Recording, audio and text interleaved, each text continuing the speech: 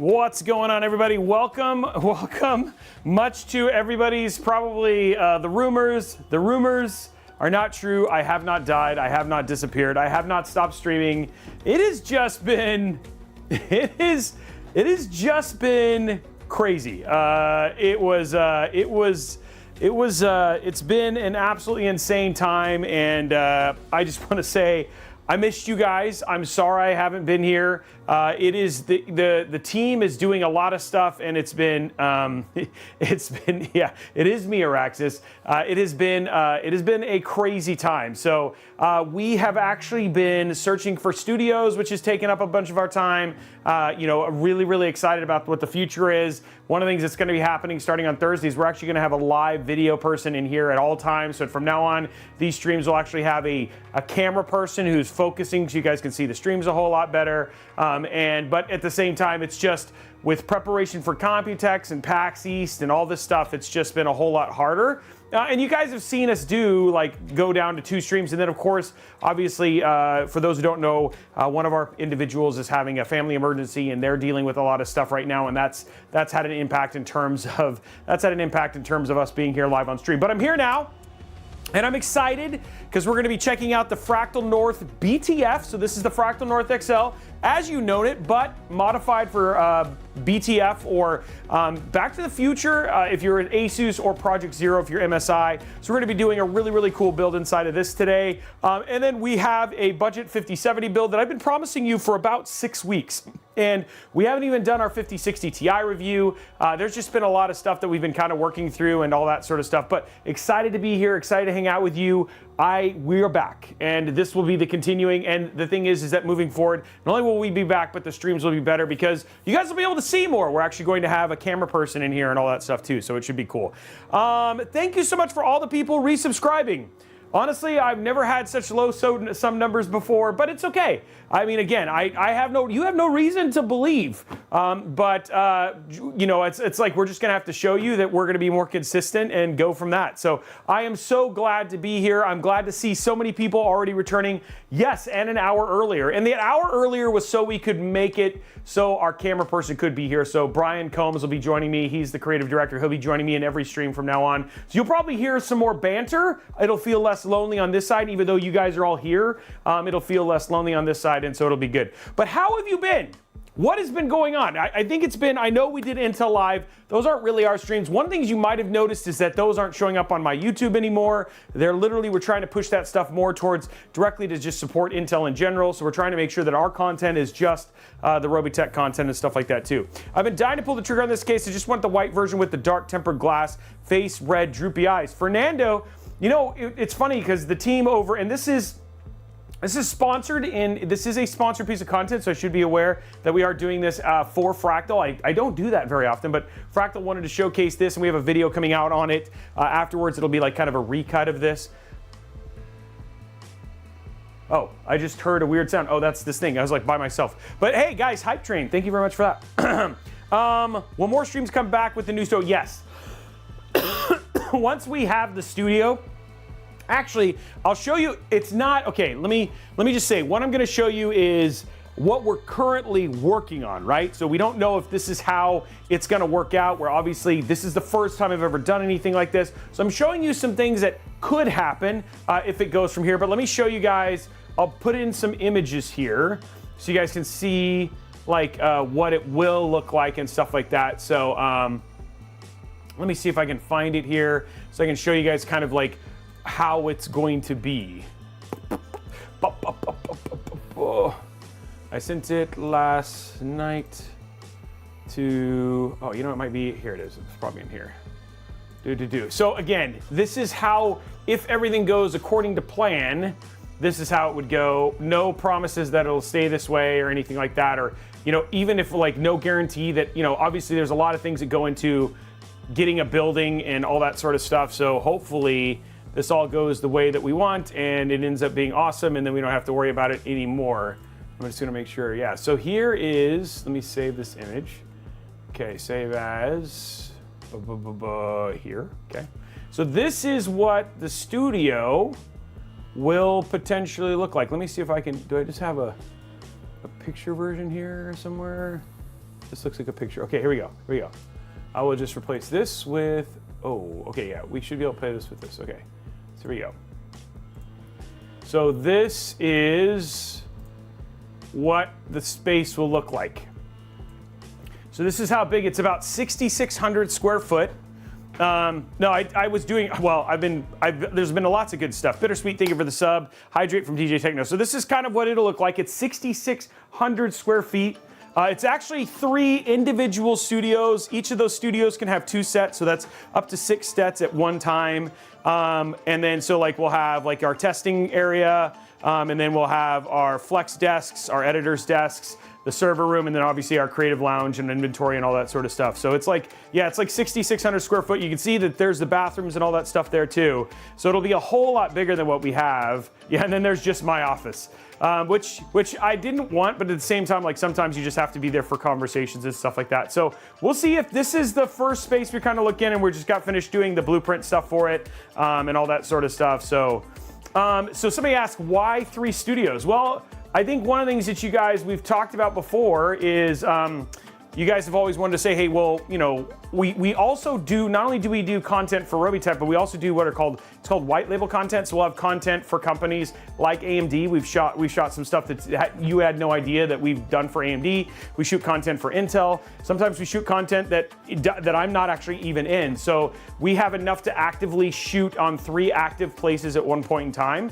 But the other thing too is we also want to create more variety in our live stream, so like, or and even in our regular videos. So we'll have a living room set. We'll obviously have the other thing too that's going in, and you guys will see this video that'll come out on Friday, which is the Falcon Northwest video, where we built a $20-ish thousand flight sim rig. Well, we're gonna have a sim rig studio, so we'll actually have sim rigs, so we're gonna be able to doing all this sort of stuff. So it really will be doing a lot of new, very cool things, which should make the content you're seeing here, which, you know, moving forward, we'll have, you know, the hope is to have a live producer who's somebody who's switching cameras all the time. And then, of course, for sure, a second camera person. So that way, when we are doing builds and stuff like that, you guys actually just get really good insight. And it's the kind of video that we want to make, because really what I care about is making really great content for you. So it's very exciting. It's obviously, it's going to, the one thing I did learn is that I was like, oh, we'll be in the new studio by June. No, unfortunately, with permitting and everything like that, it's going to take a while. So we'll hope to be there by September, because it just takes that long to build out the space, and so all that sort of stuff. So I'll keep you apprised. That may be how it looks. We have a couple other buildings we're looking at, but this is the one that's kind of in the furthest along. So we'll see what kind of happens from there, which should be pretty cool. So yeah, I wanted to give you guys some insight into stuff, because I didn't want you guys to think I didn't want to hang out with you, or it just wasn't something where I was even interested. It's like, yes, I actually want to hang out with you. I want to make this better. We're not resting on our laurels. We definitely want to make this stream better and more awesome. So, anything else? Yeah, good things are worth waiting for sure. Okay, it sounds like you guys are ready to kind of start building and stuff like that. And again, with this new time, I do expect it to take some time for people to just kind of start rejoining us and all that sort of stuff. So we'll have to build kind of a new audience in some regards, but you know, we'll try and get as many of you guys back in there as we possibly can. And like I said, the other thing too is that my office will also have a game stream studio in it, so we'll be able to do more game streaming and stuff like that as well. So yeah. Okay, that's everything. I just got hail out of my backyard just a few minutes ago, and they're the size of golf balls. Wow. We've been doing a build in the Heaven HS420V with the, I don't have that on there right now, Edward. I'd be interested to see more about that case, so let us know in Discord. We can have Blondie send that over, and I can reach out and see if we can get builds. I mean, as we want to do this, we want to get more builds and stuff like that too. So, all right. Let's get started. Let's talk about what we're putting in today's build, though. So first and foremost, you might be saying, Robey, why not AMD? It's because this is what ASUS had available for BTF. So there are BTF AMD boards, but this is what they had. And so thank you so much to ASUS for giving us a BTF board for this build. That's why the build is $3,500, is because we wanted to make sure that we used a really, really nice Mobo in it. So we're going to be using ROG Maximus Z890 Hero BTF. And then, of course, with that, we're going to have to go top of the line because, you know, this board is expensive. We're going to be using the Intel Core Ultra 9285K in this build specifically. Now, one of the things is that one thing I have learned, which is actually really super interesting, because a lot of people are like, hey, why Would you buy Intel? Is there roles in which Intel makes sense? Yes, there are some places where Intel does make sense. One place that actually ends up being really good is specifically for sim rigs, specifically given the amount of IO and stuff like that you need. That's been something that Intel's actually been pretty good with. There's some streaming and AI stuff that's coming up. If you watch our video on the Creator PC, there's some AI specific stuff with blurring and things where you can get some performance back in your GPU. They've obviously made some updates in terms of getting game performance and stuff like that back as well. And then the last one is multitasking, right? Specifically multitasking in low heat scenarios. This thing runs actually pretty cool. Now, if you really just want the best gaming performance, AMD all the way. It's very hard to argue that, specifically now with the 9950X3D and the 9800X3D. But there are people who just love Intel, and this is a perfectly great chip for those of you who just love Intel. There's nothing wrong. It's not a bad chip in any way, shape, or form. It just doesn't perform as well as many of its AMD counterparts. So that's where it is. Okay, so that is the CPU. I feel like I always have to justify things, but it is justifiable. It just depends on where you sit, and that's okay. Okay, for storage and RAM, we're using Kingston this time. We got the Kingston Fury 2 TB Renegade NVMe SSD, and then we have 6,000 mega transfer. 6,000 mega transfer.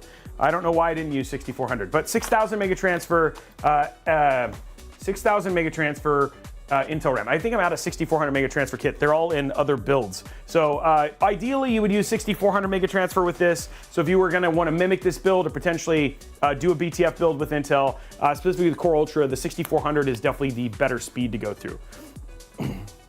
Let's see what else we got in here going from there.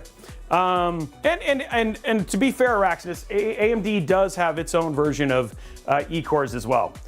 For cooling, we're checking out a brand new AIO. Our review for this comes out next week. This is the Be Quiet Silent Loop 3. So this is a new one. It's got a refillable reservoir. It's meant to be quiet. It's got a really cool new cold plate design with RGB and all that sort of stuff. So we're gonna be showing that off today. It's gonna be top mounting it. And when we get to the case stuff, we'll show you obviously all the new stuff with the Fractal North BTF. But hey, new AIO, so we got a couple new things showcasing on the show, brand new. Another thing that's not new, that you guys see a lot of here, is the PSU. We're using the TUF Gaming 850 watt gold PSU. You guys know I have a tendency to do that just because of how easy it is to cable manage. On BTF, and we'll see if this case suffers in the same way, but on BTF, these kind of cables make a massive difference, more so than any other PSU, specifically because a lot of times, and again, we haven't seen it on this case yet specifically, but a lot of times when you look at these cases, the amount of room you have specifically and the ability to bend the cables ends up being huge. So I took a leap of faith, expecting to potentially use this. We'll find out if that ends up being the case with this particular case, but we'll find out from here. Can I try? Asked because my first build, I wanted to hear your thoughts on the case since my friends were recommending it. So Edward, in terms of performance, this case is awesome. And we have a review on the case specifically. There are some things that are different about the BTF version of this case, specifically the amount of room for a rear case fan, just to make room for the other bits that are in here. Obviously, everything else I don't expect to be a whole lot different. There's some different things in terms of where SSDs and stuff like that go, just specifically because they had to make room for the BTF slots. But in terms of the case itself, it's probably one of the most elegant, and it's a very, very performant case. So if you have questions about the case in general, our review for it was very favorable, and it's a great case. So yeah. Internet is fine for wonders, but go 1,000 watts in case you want to do, yeah, that is true, Araxis, for sure. Let's see what else we got. Oh, and then lastly, the GPU, also making its Robeytech debut. We got the ASUS TUF RTX 5080. I was going to use the Astral, but the Astral is in another build somewhere. So we haven't actually taken builds apart for a while, so yeah. This is all of the parts going inside of our beautiful black BTF Fractal North. And if you want to see all the parts just kind of listed out in an easy way, here it is right here, guys. This is the parts that we have right here: the Intel Core Ultra 9, 285K, the Asus RG Strix B660i gaming Wi-Fi. That's not right. That is not the right motherboard. I don't know why it is that. We have the Asus TUF NVIDIA RTX 5080, 2 TB NVIDIA Kingston Fury NVMe SSD, 6000 megatransfer CL30 RAM, the North XL BTF, and then we have the Be Quiet Silent Loop 3 and the Asus TUF Gaming 850 watt PSU. That is a great question. The answer is, and the question that DJ Techno asked was, do you think Trump tariffs will affect budget PC builds for 2025? And the answer is, I don't know. Because it seems like, every week is a different tariff and who it works for and who it doesn't. So we're trying to stay on top of the prices. We do have our budget build guide of 2025, which actually has part selections and all that sort of stuff. But yes, I mean, I will say tariffs are starting to affect the prices of SI prices. We've seen some of it impact just even the cost of GPUs. So we'll have to kind of see. But yeah, that's what we'll have to kind of find out what happens. Too many carve outs and things flipped around. It's really hard to keep track. What do you mean, Sertle? I guess I missed that. Sheezy, that just came out, and unfortunately, we already kind of did the build.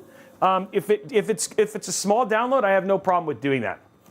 Well, yeah, exactly. So yeah, okay, you're absolutely right on that, Sertle. Yes, we can see about Oblivion. The one thing that will be important is just in the future is just making sure that we keep the streams to a certain time length. That's just to make sure that we respect the time of the film people. But we'll have to see where it goes. It's Buddha show. Okay, nice money, Buddha. Thanks. Oh, it's 125 gigs. That might take some time. But I'll try and get it into a build next week. I'm not worried about a 5080 285K performance. You know what I mean? I'm sure it'll be fine. No, that's not tiny at all. In need of temperance. I am excited. Oblivion was the only Elder Scrolls game that I actually finished completely. Like I made it all the way through it. Oh, you got a 5090 FE, congratulations. I still need one more for my own builds. So that's, I don't know, that's what I need one more. And then of course, guys, the last thing is the Fractal North, which we're gonna put off to the side and we'll show you guys some differences when we get to that part. But thank you very much to Fractal for sponsoring today's stream and allowing us to do all that. Okay. Woo. Yeah, make sure you guys like the video, even though that video has been we've been trying to stream this for I don't know how long. Big Mobo, guys, big Mobo. Let's grab all our stuff we need here. Okay, I'm still making the CPU. That is, I don't know if people know this, but that is my first PC. So on Intel Live, we actually upgraded it. My first PC I ever built. We did a full upgrade of it. That is the N440 from NZXT, the Razer NZXT build. That case is 13 years old, and inside of that is a 5080 Core Ultra 7 build, I think, is what's sitting inside of there. Or no, sorry, Core Ultra 9 non-285 build in there, which is actually pretty cool. So yeah, that is my first ever PC. So it'll be on display for as long as we can let it be.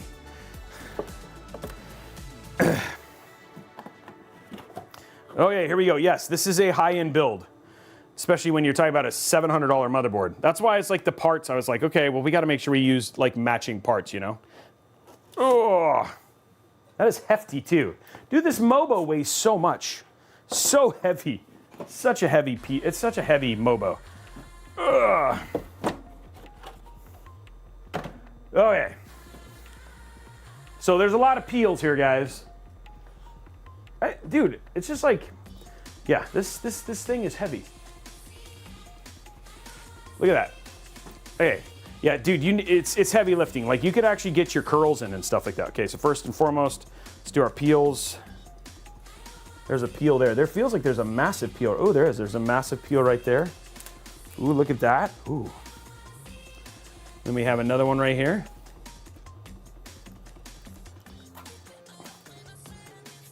There we go. There's that one. And then we need this one right here.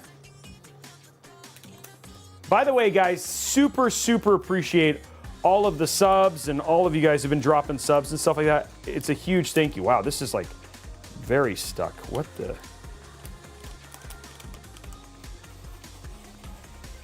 Wow, that was like stuck. It like left residue on there. That's interesting. Huh, hopefully that comes off.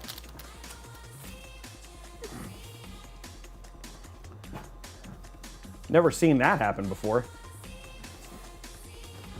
Let's see if this comes off, guys.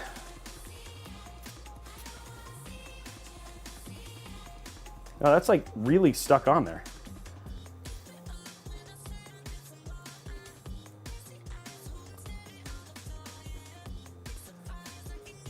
I've never actually seen that happen before.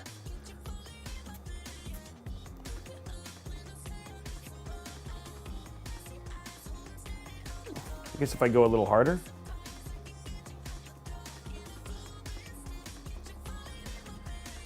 There we go.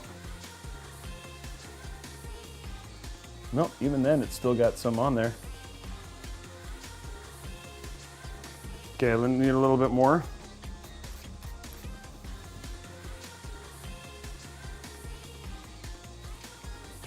I had to really work on keeping this, getting this clean.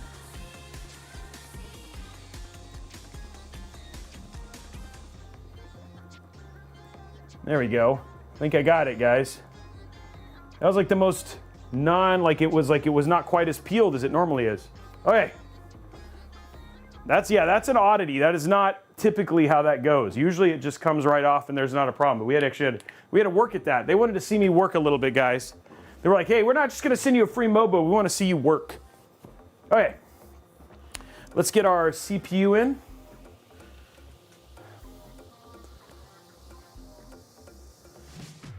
Ugh.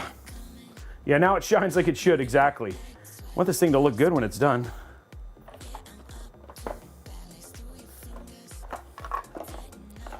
Okay, here we go.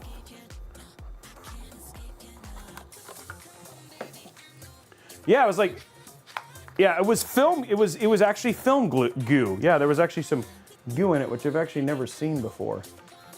That was actually a unique thing.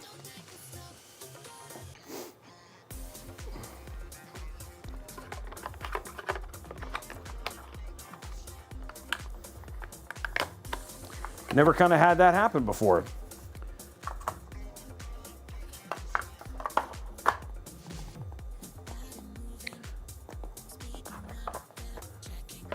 Okay, let's get that out of the way.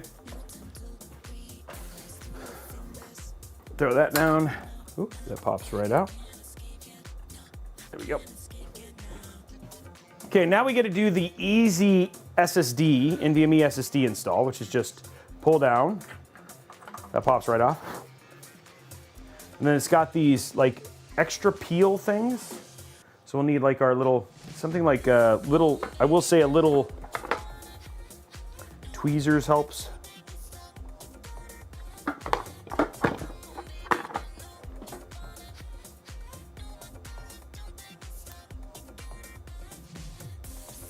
There we go. Now, if you want to, just as an FYI, inside of the box, they have pads that can go into these spaces right here. If you're worried you're not gonna get the cooling, especially if you had like a Gen 5 NVMe drive. For a Gen 4 or less, I wouldn't worry too much about it, but I just wanna let you know if you do need the option of some additional cooling for your NVMe SSD, there are pads inside the Mobo box that you can use to get that to happen, right? So, and then we'll just peel this one off too. Okay, so we got both of our peels off, which is great. There we go. Okay, so let's grab our M.2. Did you hear my stuttering? Some heavy stuttering right there. Okay.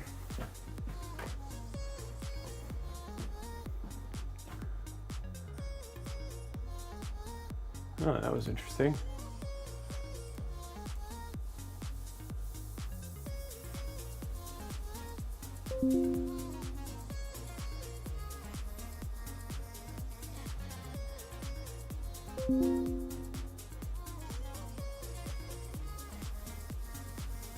Oh, JJ just wrote me about it. So anyway, this is a pre-production sample. So he's just saying this is not something you would see if you if you got a production sample. So just so you know. So just as an FYI. So FYI, guys, that is not normal, and that doesn't surprise me. Shouldn't you?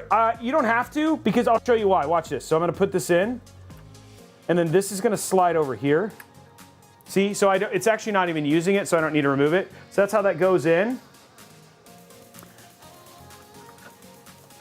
And there we go. It's like, you know what? I got to say, man, that JJ, he's like omnipresent, guys. Omnipresent. Okay, so there we go. Hey, what's up, Sergeant Nobody? Yes, I'm glad to be back in streaming too, guys. Okay, let's get the numbers. Let's get this installed and ready to go. Good afternoon. It's good to see you. Who is anybody here new? Zeiston, thank you for the sub. Is anybody new? 58 months, man. Okay, here we go. Let's get this in. I swear we had QDIMs. I don't know what I did with them though.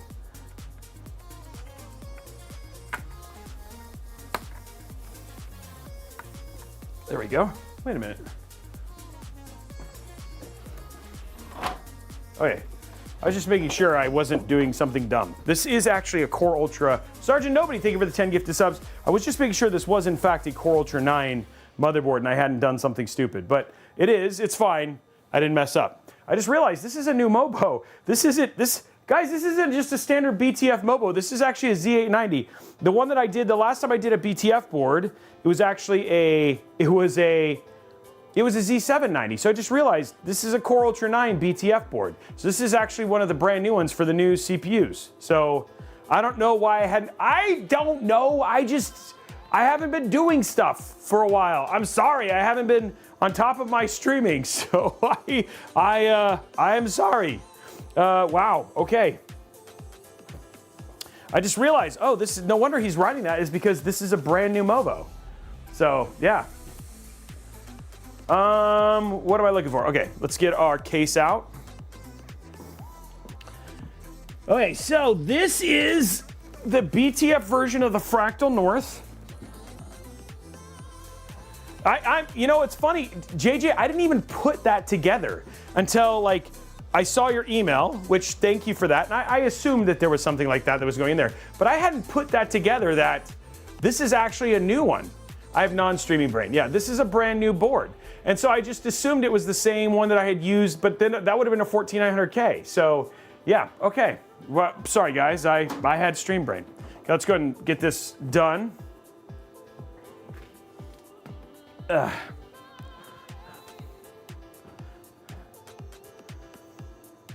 Yeah. Oh, it's a beautiful. Everybody loves it. They think it's a beautiful Mobo, and I'm not surprised. So, and we made a build that fit it, and we used the TUF 5080 in this build too, because we showed the Astro already, and then now I wanted to show the TUF. So, I wanted to show the new GPU. There we go. I just wish I had QDIMs. I should have looked.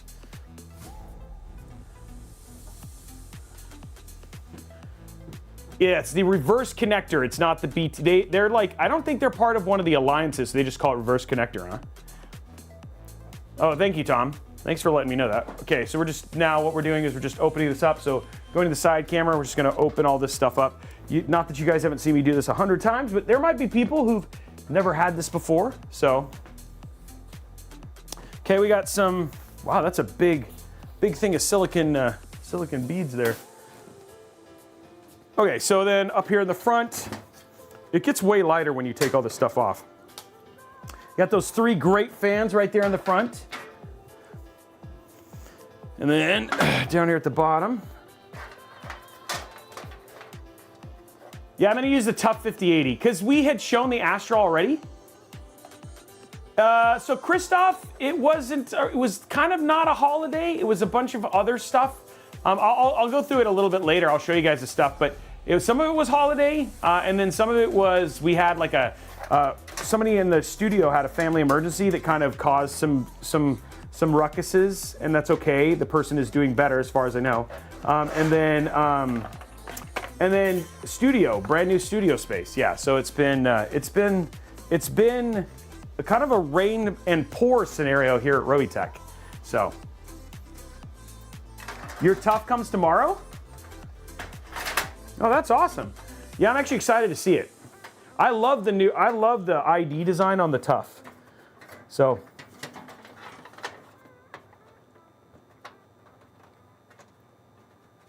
don't get me wrong, the Astro looked really good too, and it looks we actually, so for folks who don't know, Kevin Wasilewski, or RT Final Boss, he took the Astral with, because we did the Astral inside of the Antec Flux Pro, and people were drooling over that card because of just how it looked. So it looks tough, I like it. So it is, they're both, their ID designs, I think the 50 series ID design is actually really nice. I'm a huge fan of the 30 series one, because I actually have that in our streaming PC, but I think they did a particularly good job with the ID designs for the 50 series. They did in this case in particular. So, okay, the other thing we're gonna do right here, so we're gonna go to the side camera here. So up here on the top right is a little screw. We're gonna loosen that little screw here. There it goes. And it's gonna allow me to take this little front bit off. There we go. And then now we've got the case stripped. And this is where we get to have fun with BTF, guys. So as you can see, there is now way more space for all of the reverse connect motherboard stuff. The other thing too that they also did, which is actually pretty neat, is they actually have extensions back here ready to go for plugging in your fan stuff. They moved SSDs from, typically they were here because there's obviously a lot more space here. They moved them to the left-hand side. And then the other thing too is that because of that, there's actually less room in the back for a rear fan. So you could do a 120 millimeter rear fan if you wanted to. I wanted to check it without it because we're going to do 3 exhaust and 3 intake. So I think it should still be fine. But you know, in terms of you now have that support for your rear connect motherboards and BTF. And check out the number of tie downs that they gave you. They gave you so many tie down locations, which I thought is actually really, really cool. Plus, I mean, look at, you just have a lot to make sure it looks really nice. The other thing too that I will also say is now, you know, I was telling you guys why I chose the TUF PSU. Look at how much room you actually have here. So it won't be as much of a problem, but I will tell you, either that Aura, that TUF, the other one, Seasonic makes them with those really, really malleable cables, are gonna do wonders in terms of making sure that you can get, you have plenty of room for your back connect when you're connecting it up, because you'll just be able to bend the cables the right way. So I think that's gonna actually make a big difference. So even though it does look like they gave you a substantial amount of room, I would still recommend using something more malleable like the ASUS Gold or the TUF Gold, the ROG Gold or the TUF Gold, because it's just gonna make, your life a whole lot better for those rear connect cases like this. So I think the back connects are fun, because I mean, honestly, they just look so clean in the front. And if I don't think they haven't announced any plans at this point in time for a BTF style GPU for 50 series yet, but given that we're seeing these new Mobos that have BTF connectors, right? Because one of the things that's unique about the ASUS stuff specifically is just that you can see that they can do power delivery, so you can actually have a very clean, you don't need to run a cable for the GPU as well. Now, we're using a standard GPU, so it won't be using that connector, which you have the option of on using with ASUS BTF Mobo, so you don't have to do that, but it will make you guys are gonna see, the build's actually gonna look very clean. Yeah, the ROG PSU cables are great. Okay, let's grab our power stuff. Let's grab our beautiful screws. How is everybody doing? I'm sorry I've missed you guys. I'm sorry I haven't been around. It's changing, so it's changing, I promise. And you missed it, Sergeant. Nobody, we showed the studio, but I'll show it a little bit later. As it's planned right now, I'm gonna grab a drink and do a dad joke real quick.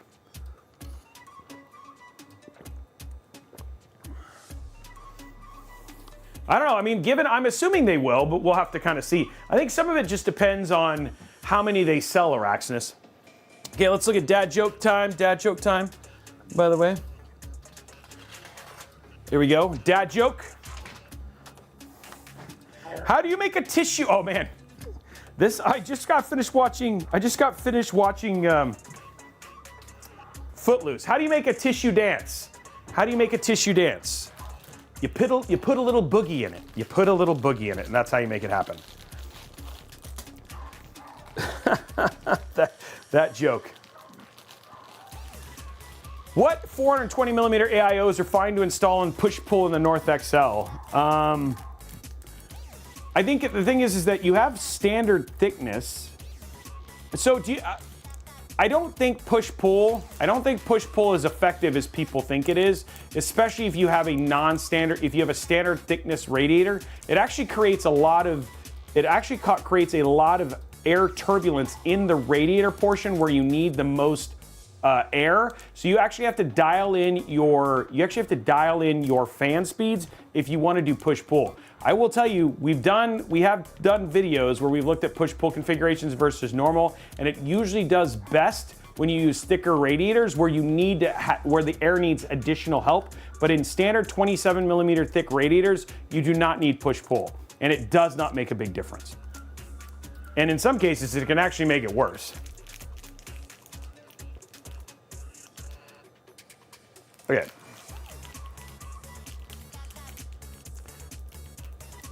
You're welcome, boss. Yeah, I think a lot of people just think more better, but that's actually not necessarily true. And unfortunately, the law of thermodynamics and air do matter. So physics does matter. So, okay, here we go.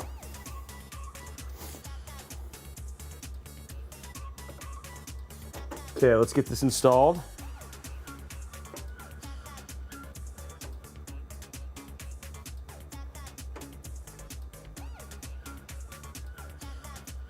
Dang it. It did it. Okay, these are not the right ones. Oh, hey, it's right here. Mounting screw, motherboard standoff, mounting screw. So these are it's the other ones. No, not that one, it's this one. I chose the wrong one.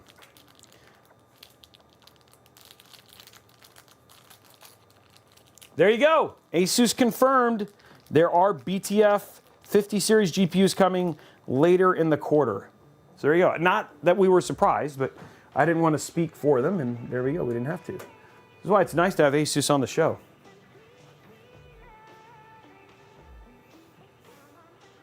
Well, Araxis, we have the whole video 420 versus 360s, and in most cases, the 420s didn't necessarily, like you said, didn't necessarily do better.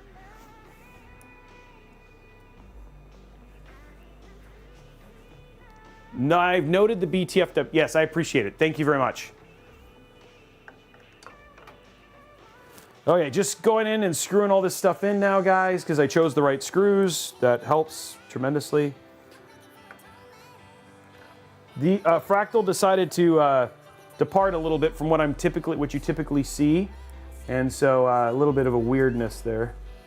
Oh, that's got a pin in it.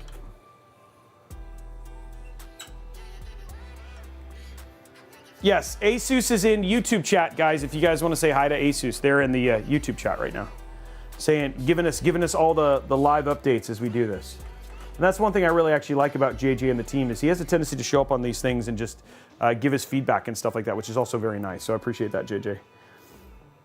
If you're probably wondering why, so people probably saying, hey, Robey, why is viewership a little bit lower than normal and all that sort of stuff? We haven't streamed in a while, and we moved the time. So there's going to be some adjustment as people get used to the new time, and probably just didn't believe I was actually going to go live. So thank you for those of you who are here, and for all of the people who are dropping subs and all that sort of stuff. You're amazing. It will get back to it, I promise. But the new time means better camera. So having a new camera person, which will be very, very useful. And so we can really get in there and show you guys better when we do the installs, which is important to me. It's like, I really want to help people build PCs. That's ultimately the goal of these shows. Okay, guys, so we have everything. This is what the case is going to look like. believe it or not, this is like all of the connections will be in the back. So this is what it's going to look like minus obviously the AIO. The AIO does have some cables that will have to run to spots, and that's something that I actually really appreciate about the ASUS BTF boards. Is they still do stick some front connectors, knowing that AIOs, etc., will be in there. But let's go ahead and connect our all of our front panel connectors to the PSU, or sorry, to the motherboard, and go from there. Ugh.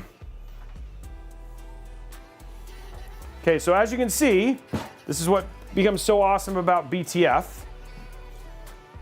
is that all of our connections are sitting here in the back.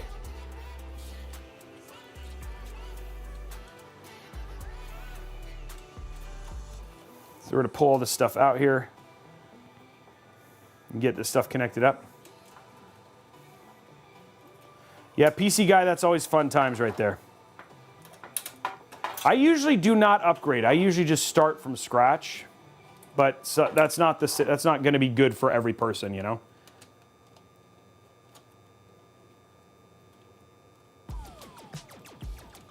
Sean. I like that. There's actually some very affordable ASUS stuff. And in fact, in our budget, like one of our budget builds, we use their TUF stuff because it's actually pretty affordable. So I think sometimes it's worth taking a look at, because a lot of people just assume it's expensive, and sometimes it's really not. Wow, that gave us like the world's longest HD audio cable. All right, let's see what we got here. So let's grab this first cable, which is right here. So this is our front panel connection. Now, because this is a BTF, our front panel's on the back here, so we don't have to route it or anything like that. So we're gonna just take our front panel connection, which we have right here. I'll zoom in a bit. Front panel connection is gonna go right here in the back spot. There we go, there's our front panel. Next one that's gonna be interesting here, and oh, look at this, guys. Fractal coming in clutch, I gotta say. Thank you for this, Fractal. Awesome work. So let's undo this real quick. So Fractal coming in clutch here with a right angle for your USB 3.2 and your USB-C connection. So you actually have right angle here, and they're not in the right direction though. So it's okay. I kind of wish they went the other way, but it's still better because it's not going to cause an issue. So there's your right angle. You can see it through the case, which kind of bothers me. And then the same thing with our USB-C. Oh, that's not USB-C. USB-C right here. There we go. That's nice. I have to say that's really nice. Really appreciate that. Having right angles for those, really, really cool. Next up, we have our HD audio cable, and that is going to go way down here in the bottom right-hand side.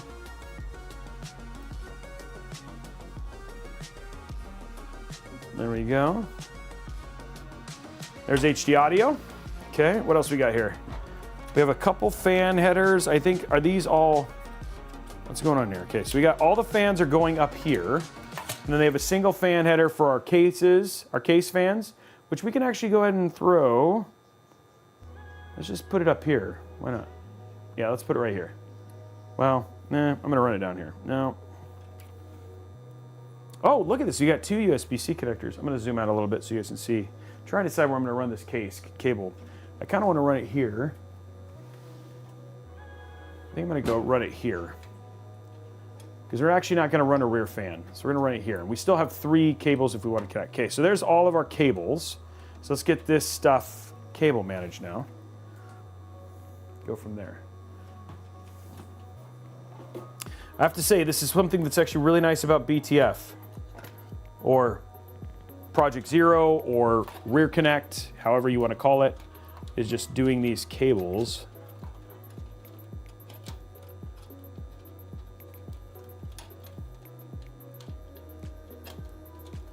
Yeah, have you not seen this before, Brooklyn?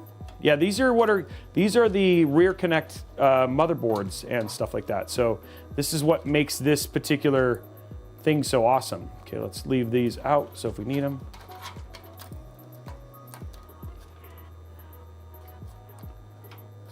Well, let's use the shorter one here.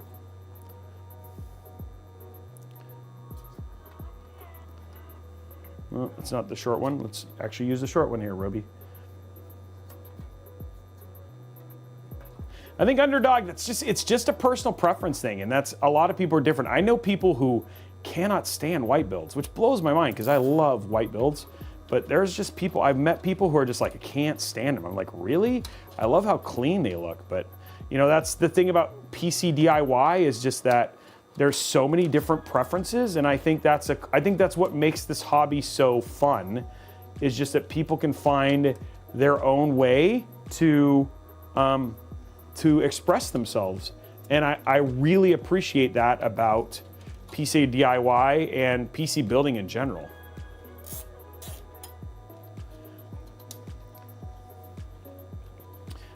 So this casing, the case that I'm using right here is the Fractal North RC. So it's the Fractal North XL RC, which is a brand new case from the team over at Fractal. It is based on their very popular Fractal North case, but this is their rear connect version.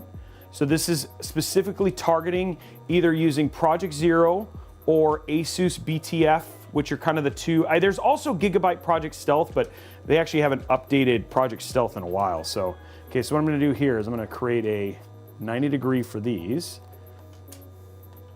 Just take my time. Yeah, it's okay, right? Taking my time here. It's getting it to look nice. That's what I do. That's what I care about. I care about taking my time and making something look good.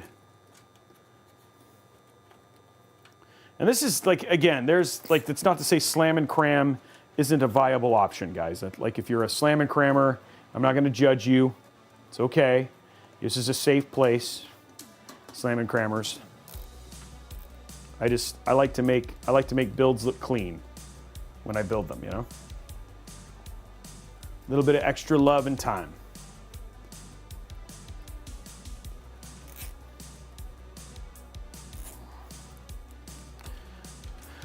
I do know he was just, that's something that Asus was just talking about earlier, is that they have a number of new BTF rear connect motherboards coming, and he mentioned some of them already. So I'm gonna do this right here, and that'll kind of clean this up.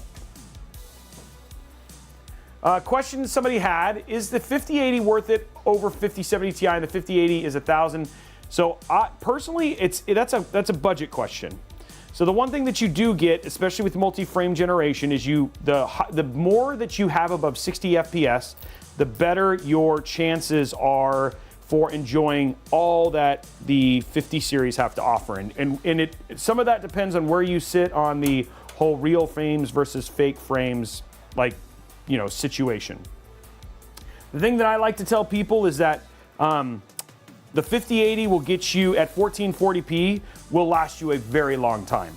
The 5070 Ti, you lose a little bit of that time, but it's not a lot. So really it comes down to your budget and what you're willing to pay. Both of those cards, the 5070 Ti and the 5080 are great cards. And so I think you'll be happy with either one, but I just like, there is no one size fits all for tech. If you play a lot of cinematic heavy titles like your Cyberpunks, your Indiana Joneses, your Star Wars Outlaws, you know, The Last of Us Volume 2, the 5080 is going to do you more than you would be if you were playing games like, you know, League of Legends or Valorant or anything like that. So some of that has to do with the games you play, and some of it has to do with specifically where your budget fits. So if you're playing a lot of, you know, multiplayer titles, I don't think going from a 5070 Ti to a 5080 is going to do you a whole lot of good. Hey, what's up, Samir? You are very welcome. Thank you for sending it. You guys were one of the reasons we were able to do this stream, obviously with Fractal providing the case and us getting to see the case. Yeah. It just depends on the game. There are going to be games where it's going to mean more. So I don't like it when people say the definitive answer is this. It's not. It's really a personal usage thing.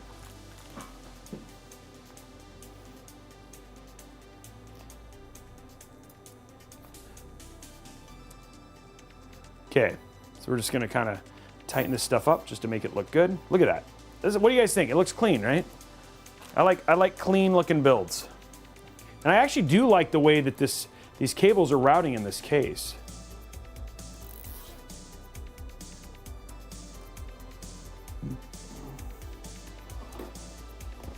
In the end, the only person who has to be happy is you, not the internet. Please don't do anything to make the internet happy. That is a fruitless game.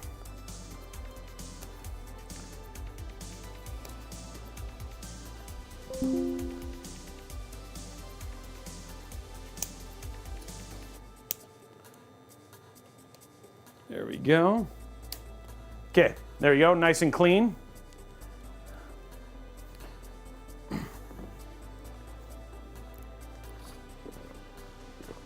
Perfect. Okay, so we got that good. Now what we need to do, guys, is about getting our AIO in. So this, I mean, again, the cool thing is like I've just done all those cables, and the front still looks crazy clean, right? Because there's just nothing here. So now we're gonna make the AIO look as clean as humanly possible. So really, I'm hoping the only cable, we only have a few cables coming out the AIO, so you have that really, really clean look that BTF is really known for. And so that's what we're gonna work on next. And we're checking out a brand new AIO today. We're checking out the Be Quiet Silent Loop 3. So new AIO, new case, new MOBO, new GPU. Look at all this new tech previews that's coming out today.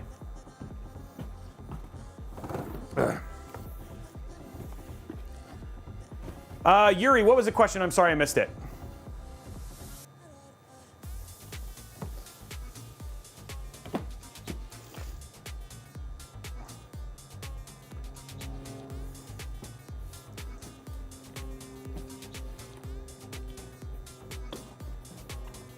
No, I'm not using RGB fans in the build.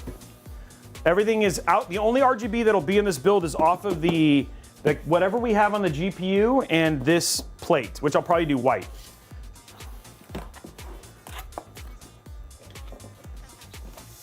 I've been passionate about computers, and especially in the hardware side of computers. I'm 16, I live in about and I built 4 computers. I want to go abroad for a country called Malta, okay?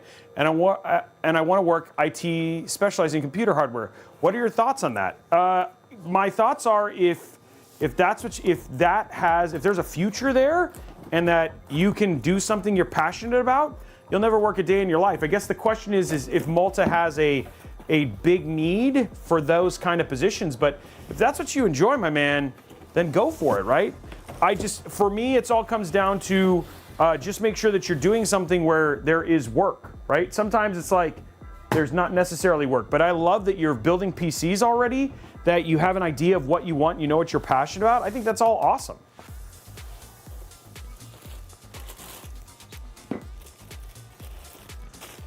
Underdog's like, I don't know if I'm happy or not.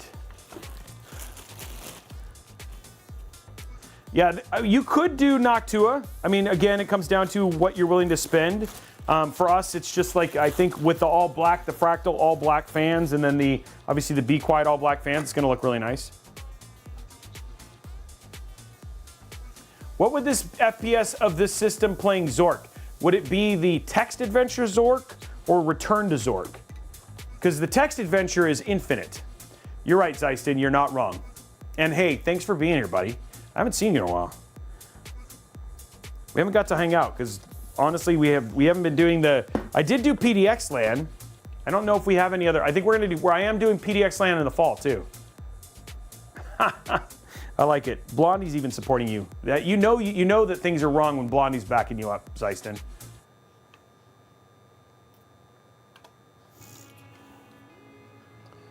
Zeiston, I think I will be at QuakeCon.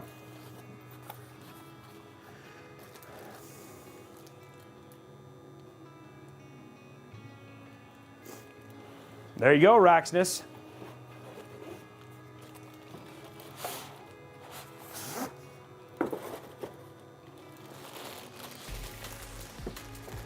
Okay, so here is our AIO here.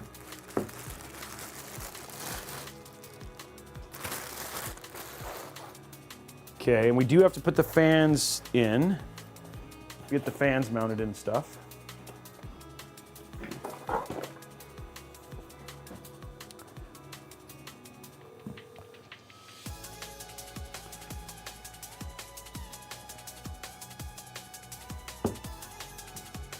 Okay, so if I put this like this, I put this inside of the case.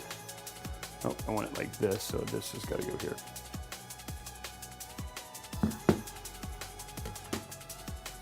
Okay. That was called spatial awareness testing right there, guys.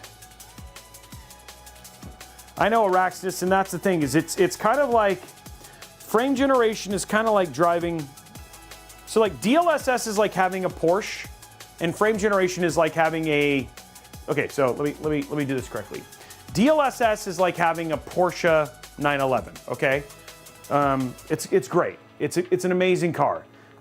Having frame gen is like having a Porsche 911 GTS. The Porsche 911 experience is awesome, but the GTS is just more fun. And the thing is both are fun, just one is more fun. Is it, you know, and so that's kind of the way to think about it, is like, is frame gen necessary? No, just like a Porsche 911 GTS isn't necessary. But that's kind of the way that I kind of picture it for people.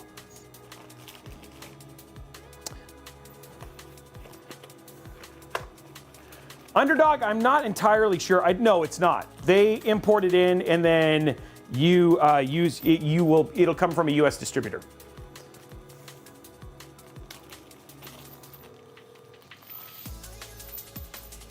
Oh, I forgot. I didn't put any of the bracket stuff on, so that was a good thing. What is win channel points if you make correct? Oh, we're doing predictions. Okay.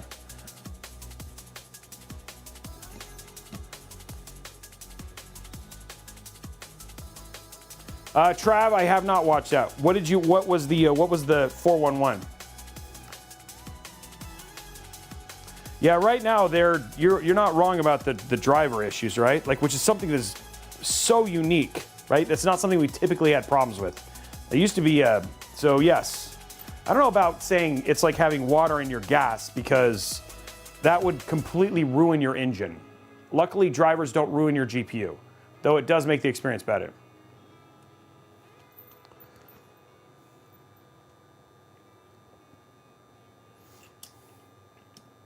But right now, their drivers are, from what I understand, pretty terrible. I haven't had any issues, but they're pretty terrible.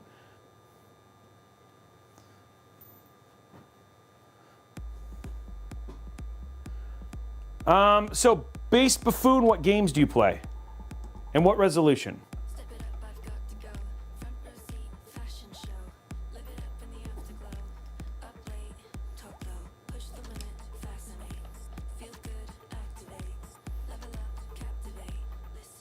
So, Yuri, honestly, computer hardware is one of those things that honestly is probably more practical than necessarily a degree. A lot of it is just practice, which is like, like working at a computer store and building PCs or something like that would be the best way to get that kind of practice. I don't think there's any degrees that would help you. Obviously, computer engineering and computer science helps you understand how they work at a basic level. So when you look at how something works from a programming level, you understand how and why the current parts of the PC have an effect. But that's not necessary to do IT or anything like that. So Base Buffoon, I guess the question I would have is, if you play a bit of everything, like where a 5080 is obviously going to do you the most good is if you're playing cinematic titles, like you care about playing single player cinematic titles.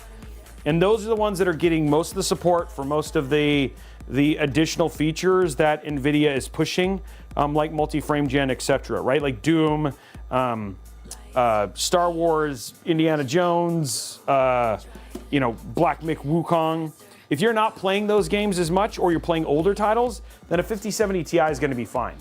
So the other thing too is, I don't know, like in terms of GPU prices, like we do definitely see supply getting a whole lot better. So I don't think prices are, where you see prices, and you're in Canada, so it's not the same thing. But for us, the prices have been more impacted by the tariffs than necessarily scarcity, except for the 5090. Yeah, if you play stuff with ray tracing, a 5080 is worth the additional money. Now, if you can't afford it, 5070 Ti is going to be fine. But if you could get a 5080, I feel like it's going to be better for you. So Metal Maniac, it depends on it. I would say in most cases, yes. But there are specific cases that the Core Ultra would still be a very successful CPU. And okay, let me be super clear. The Core Ultra is a great CPU. It is not a bad CPU.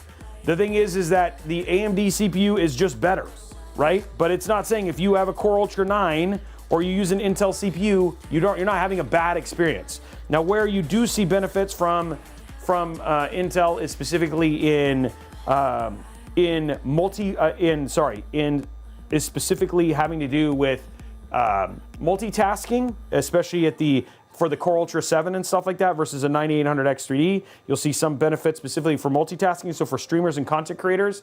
The other thing too is that because of AI, having an AI and NPU on the Intel chip, you do get the benefit, especially as more companies take advantage of AI, and one example is XSplit, where you can offload that and you can actually improve your frame rate when streaming up to 15 to 20%. So there are benefits, it just depends. It's way more task specific on the Intel side than it is on the AMD side. So that's, I guess the point I'm trying to make is that there are no bad CPUs. There are just some that are better. And for gaming, if you're just gaming, yeah, it's hard to argue. The best option right now is the 9800X 3D. Hands down, yeah.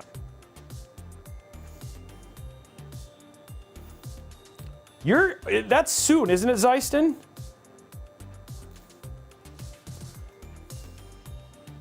Okay, so what I'm gonna do is I'm just gonna hide all the cables back here. That's what I'm working on right here. And then this will just be the one cable I need to worry about here.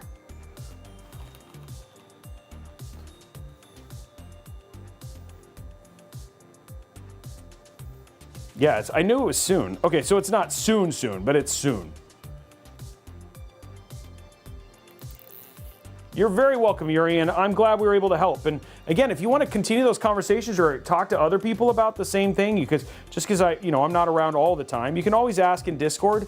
People will give you information. I obviously don't know a ton about Malta, right? I wish I was like an expert on the job market, but I'll tell you what I can. And I can tell you that I will say doing something you're passionate about is worth the risk, buddy, especially when you're young. Give it a go. What's the worst thing that can happen? You fail and then you go try something else.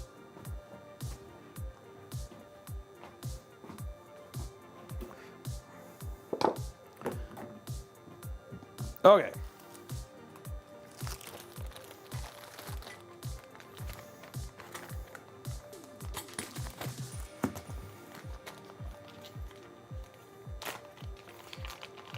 Graphics, if you wanted to choose AMD, I mean, the biggest thing is just gaming performance, dude. The gaming performance is, like, especially for games and certain games, it's a big difference over Intel.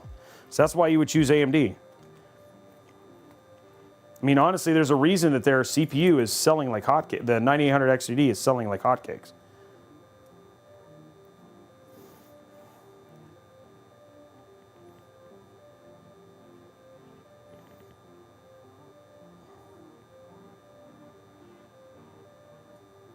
So there's definitely reasons to choose both. And the 9950X 3D is a very impressive chip. It's the only thing that's kind of annoying about 9950X 3D is specifically just the core parking, but as long as you keep your game bar updated and stuff like that, yeah. Oh, graphics, because this is the motherboard I got sent was the motherboard I got sent was the new BTF Z890, which doesn't work with AMD. So that was why. And the other thing too is we try to do both. I've done a number of AMD builds recently, so throwing an Intel build in here was actually a good thing too. There are people who like Intel, and there are people who like AMD.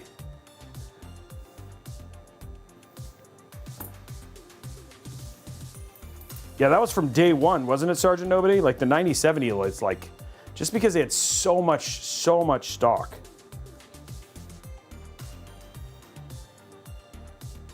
Exactly. Nobody is wrong. You get what makes you happy. That's all that matters.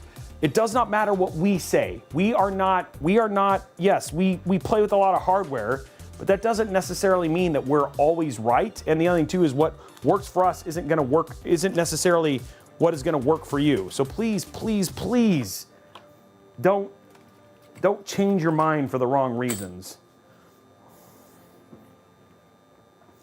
I hate it when people put people down for making a decision that's different than them. That's not what it's, that's not the right thing to do. If somebody has an Intel system and they're happy, awesome. If somebody has an AMD system and they're happy, awesome. That's all that matters. I have all of them. I use both systems and both systems actively.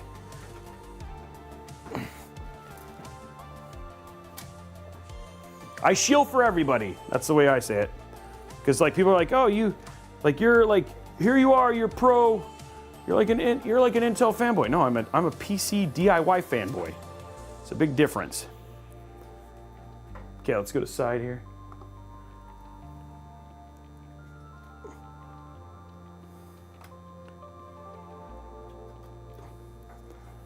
Oh, I just realized I don't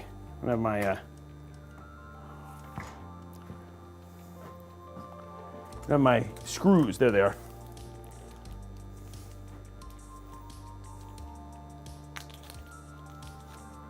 I do, Spartan.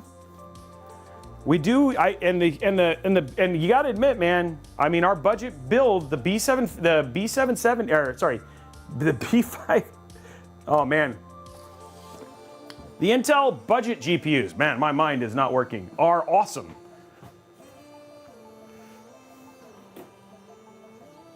Exactly, as long as it does what it wants you to do and it does it well, that's all that matters. The B570. I have no idea, right? Like, I think that there is definitely a space for Intel in the professional market for sure. And I mean, right now they're still shipping B570s, and they're still selling out all the time.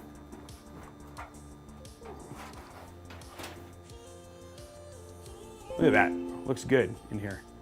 It's all black.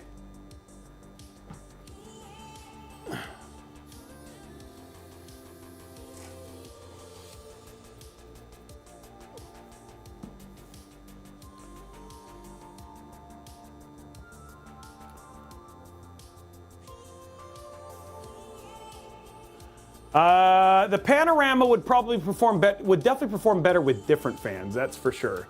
In terms of those particular fans, I'm not sure. You could just look at the specs for them. If the performance specs are better, then yes, potentially. Why is this not? Why is it so far? What is keeping this from moving? Oh, that's that. Oh, that's really just as far as it goes. Interesting. Well, then I will put it right here. Just give it more room. Remember, guys, we're not doing a rear fan.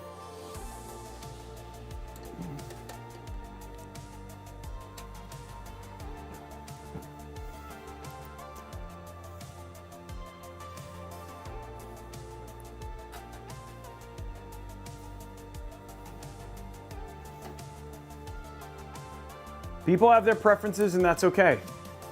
The good thing is that there was a time when there was like really no options, and now there are options.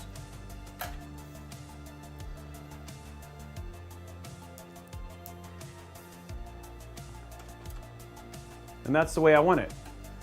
Choice is better. Competition is good. Okay, I gotta have to push this a little bit more, I guess.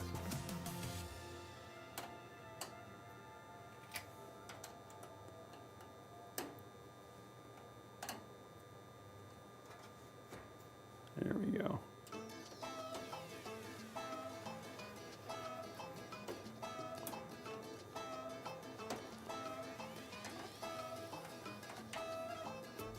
So 608, we actually have a build with that case coming up. We're doing one for a streamer called Airy. So that's gonna be a fun. So if you wanna see a build in that case, it's coming up. Probably beginning of May.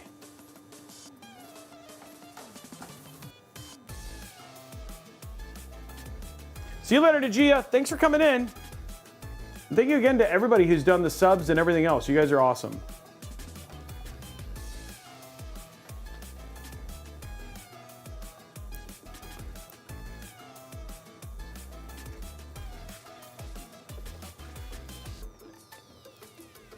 Yeah, Blondie's, you have a main gear, right, Blondie?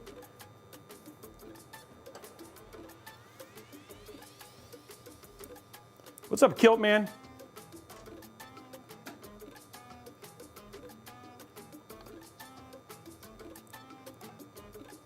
Dude, so many room for activities up in this case.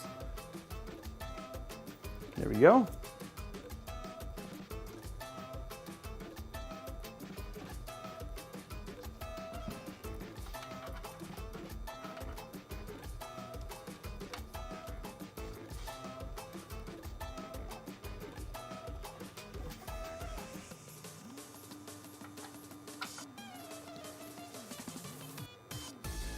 Okay, I think I might do one zip tie just to keep this clean.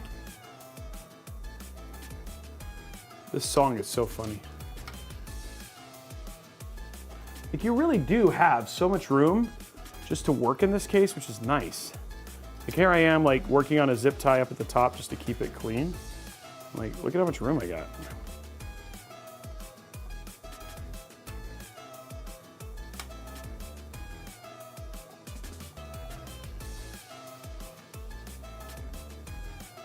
There we go. Zip it up, keep it up. Just to keep it out of the, I want to make sure that these are out of the way so you can't see.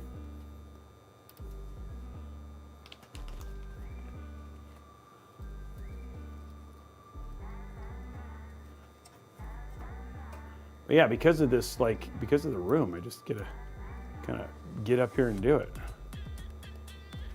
This is nice.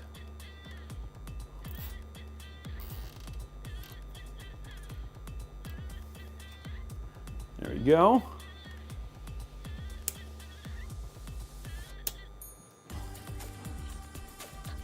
One cable coming out, which looks good. Okay. Now we just got to figure out mounting here, guys. Oops. Okay, so which I think is just a 4-point. I'm not entirely sure. I got to figure out this mounting mechanism, guys. Side. Oh, I was like, I wish I had a book. Oh, I'm a dummy. There's a book right here.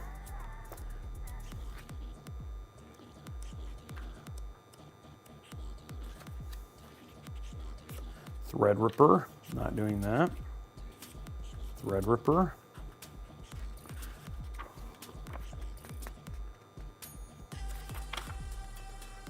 Did that.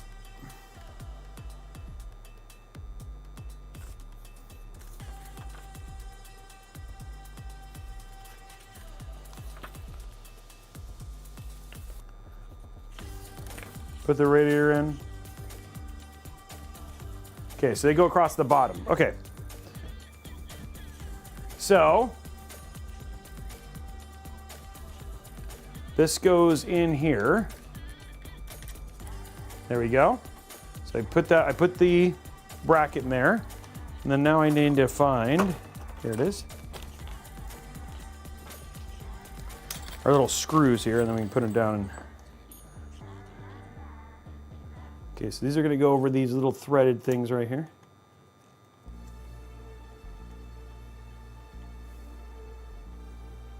Riddick, what's up, buddy?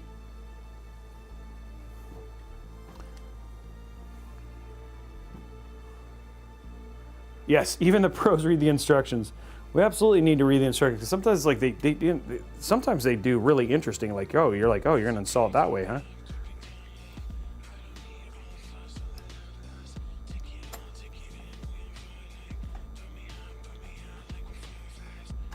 Go. You want to make sure these are nice and tight, by the way, guys, because this is how you make sure that you get good seating on the CPU. And usually I would do this after the CPU and putting in the SSD and all that stuff, but I don't know, man. I was a little out of practice. I'm not streaming for a while. It's been a long time, actually.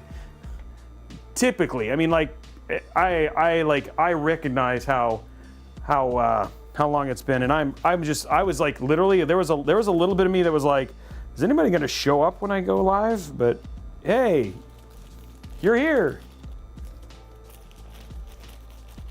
so thank you.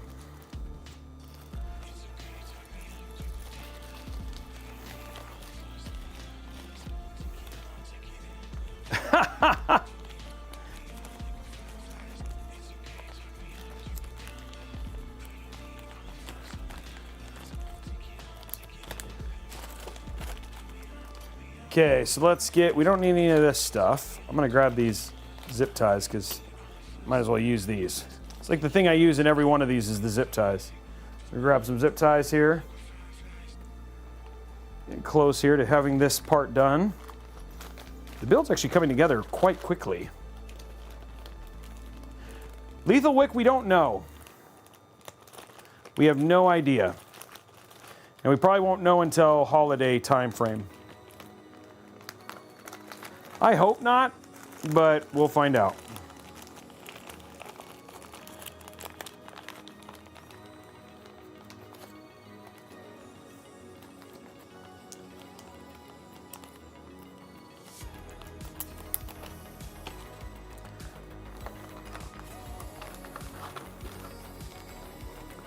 Okay, we're just putting this stuff away.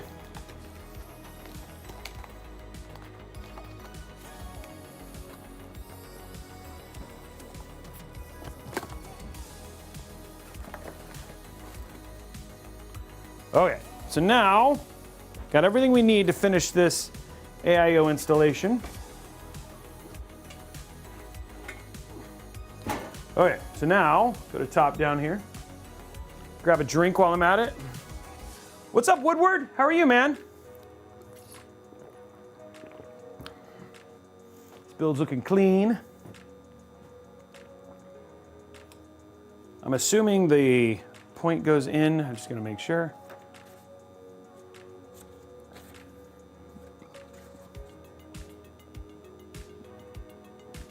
Yep, goes in towards the center.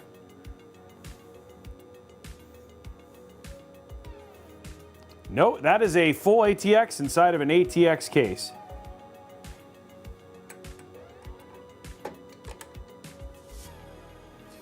Here we go.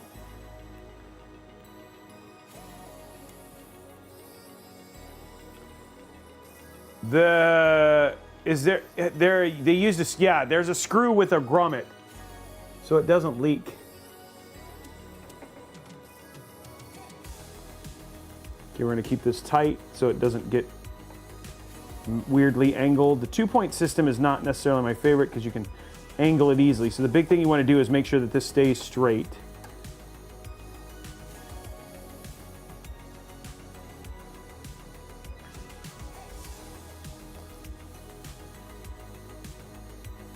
Oh, really, Jeremy? That's crazy.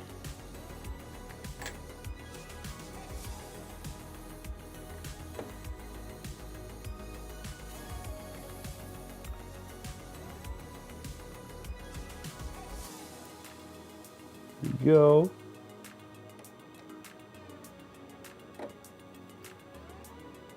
Okay, just pulling that down. Okay, that's good. Okay, so we got all that in. Now we need to do, throw some Noctua on there real quick.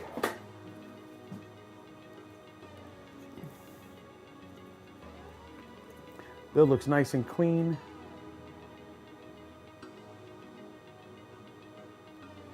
There you go.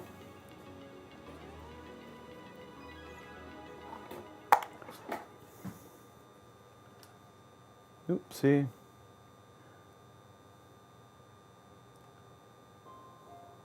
I'm going to cover the entire IHS.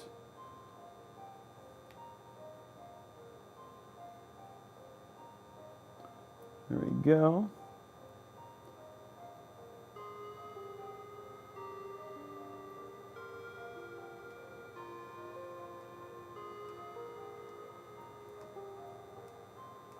There we go. Okay, IHS is covered. Let's grab some thermal paste and clean it off. I'm not gonna do thermal paste art because it's inside of the case already. That was my bad. I will make sure that I do thermal paste art for the next one because I just plain forgot. I should have put the thermal paste on when the case was outside. No, I can't. It's hard to do when it's inside the case.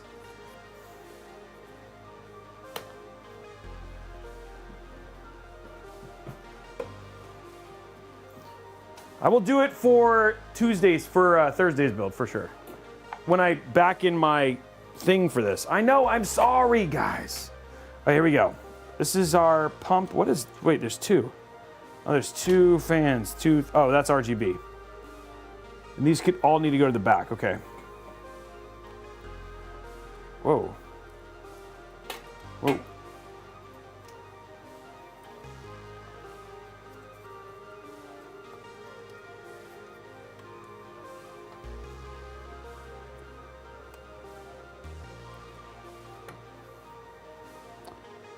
I'm glad you guys like thermal paste art so much.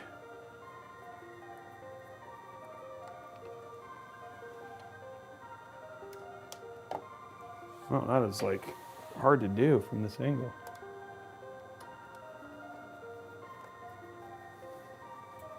It's an interesting, like, I'm curious if like having just 2 points of, you know what I mean? Like gives you enough pressure, you know, versus like having 4. So it looks like I can actually run this like this potentially.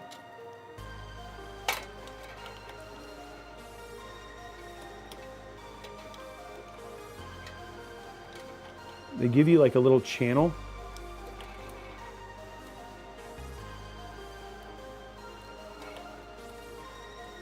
Potentially, let me see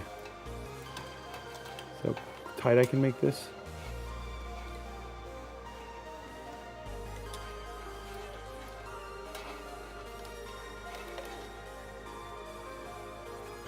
There we go.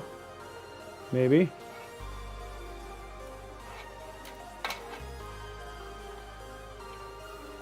Okay. You have a couple cables, unfortunately.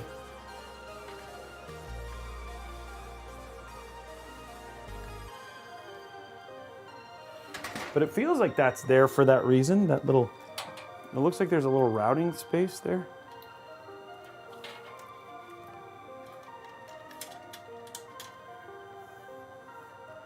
Oh shoot, I forgot to route that cable.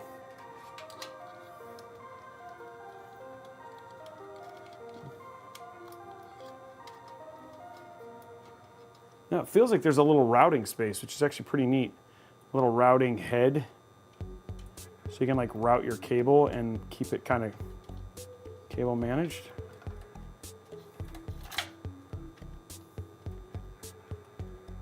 There we go.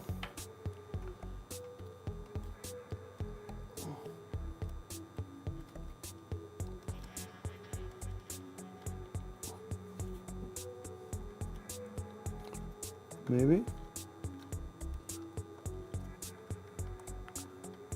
Yeah, well, that's good. Okay, cool. Okay, let's do it. Let's turn it over. That's all we have is these 2 cables. Everything else is hooked up.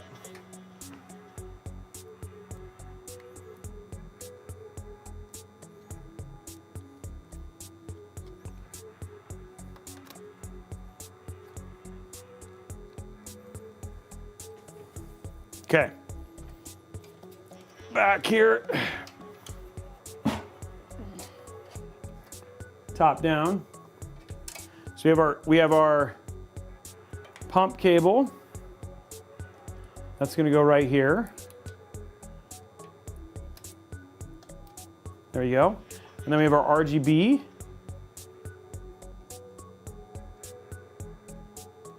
There we go. And what we'll do here, actually do, which makes the most sense, is just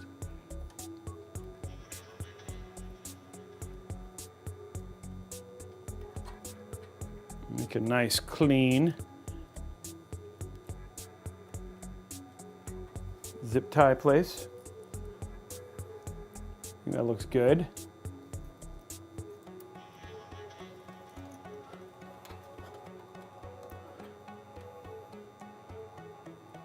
Bond, it's a great card. The card that we're like most impressed with the MSI, but it's up to you if you want to spend the absurd amount of money that Kate's to get it, is the Supreme Liquid 5090. That card is actually really impressive from a temp standpoint and stuff like that. The rest of the cards are pretty close in terms of where they are from a performance standpoint around each other. So if you like the look of it, it's a great card, and MSI makes good hardware. Okay, Okay guys, AIO is hooked up. Took a little bit more work than normal, but we're now at the we're at the GPU and the PSU, and then it's done.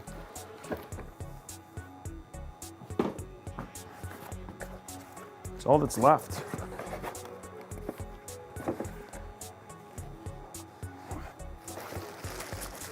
Making room here. There we go.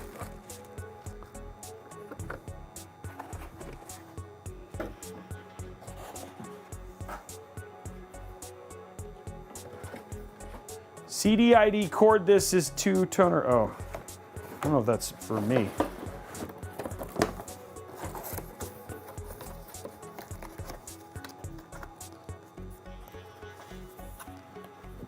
Okay.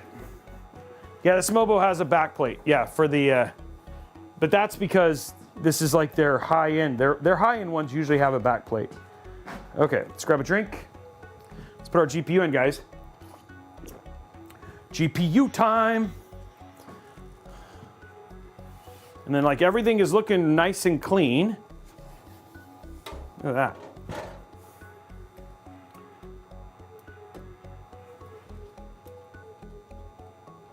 Trying to hide the little bit of cables we have left here, so you can't really see it.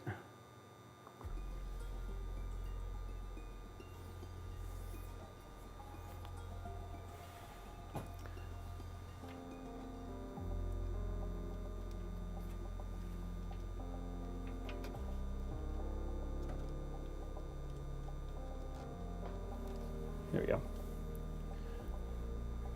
Okay, let's open up our GPU.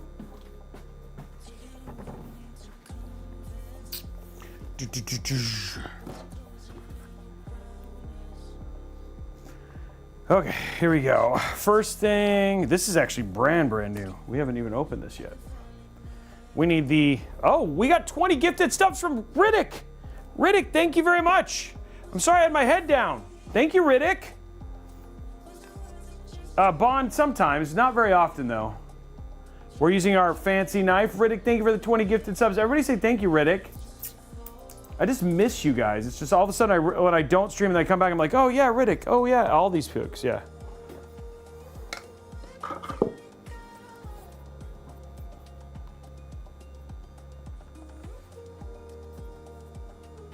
Okay, here we go.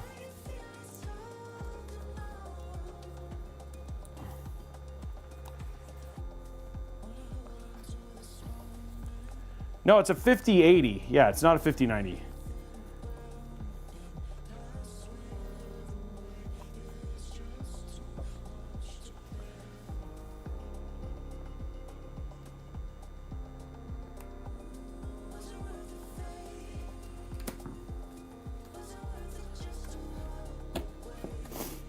Pretty low because I'm gonna be, it's at the same time as Computex. So I know Sarah will be there, but I will not be at DreamHack. I will be at QuakeCon. There's a very good chance I'll be at QuakeCon. So.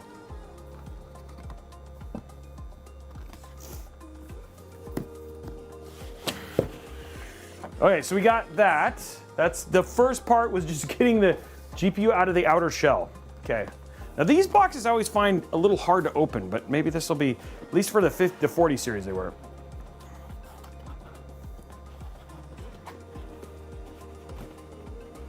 Okay, here we go. There we go. Okay, so the glue came out, but all good. Okay, so we got this now. And there is our GPU.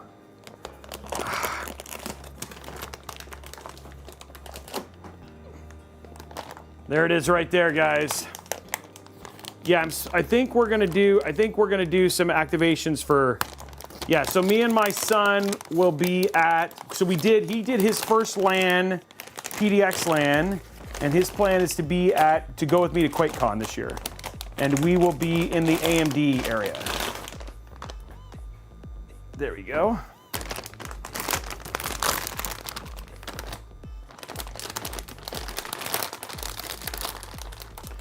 I'm sure you can't. I mean, that's like a huge thing, Sergeant Nobody.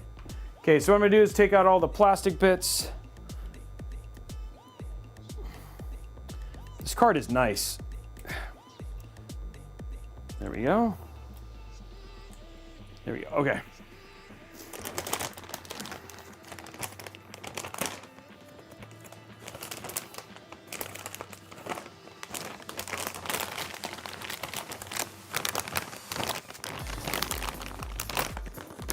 What are you thinking about visuals? What do you mean? Unless you're not talking to me, and then I'm sorry. I probably will need this. Oh wow, they actually give you a TUF, like, metal badge for your system. I did grab the sag bracket because I'm pretty sure I'll need it.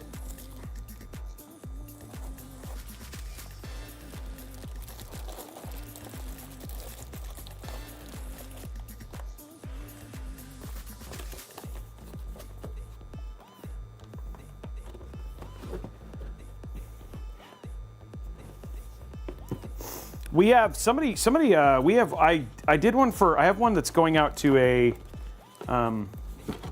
soldier, a veteran, that he wanted that system. So we, one of my 4090 FEs that I had, I just was like, oh, I'll put a 4090 F in it. So it looks very much like that. And that's going out, I think, next week to him. So it's been crazy time-wise and stuff like that. It's been crazy, guys. So oh, you guys want to see the studio? Because I know some of you. I'll read the dad joke real quick. No vertical mounting. This one is this case doesn't support vertical mount. You guys want to see? Let me do a dad joke real quick.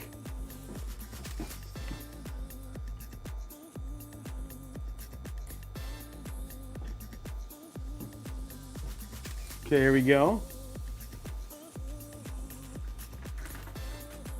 Okay.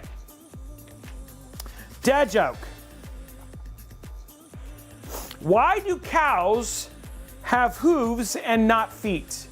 Why do cows have hooves and not feet?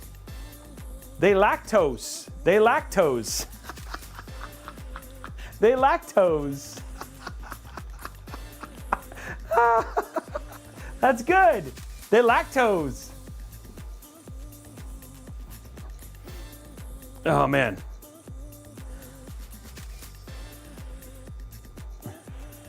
Okay. You guys, here it is. I showed it a little bit in the last one. So this is the current plan for the studio. So this is the one. It's 6,600 square feet. It'll be doing here. So this is what we're looking at for here in the Seattle area. There'll be 3 studios total. So the Robey, and all that sort of stuff. Mods ban this man immediately. And then you can kind of see the whole like thing right there. So each one of those big studios will be able to hold 2 sets. So you'll have a total of 6 sets, but 3 individual active studios at any one time. But yeah, this is what's been taking all of my time, and all the stuff that we've been kind of working on to get it done. I don't see a room for my name for sleeping in it.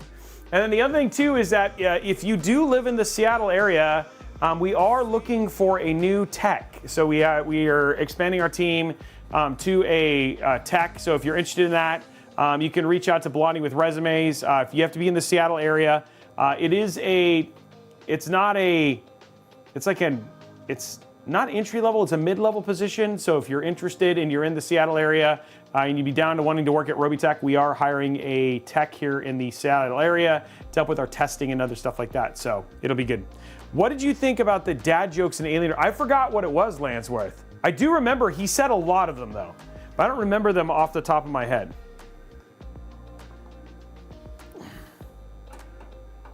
So this is a 3-slot, 2-slot.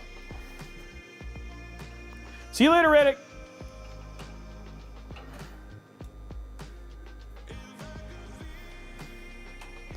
I'd love it if, there's so many of you guys I wish we could have like out here.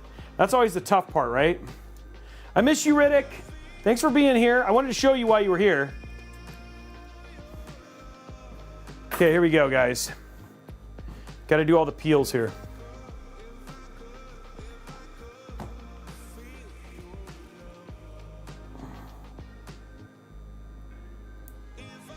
There we go. There's that. Okay, next one.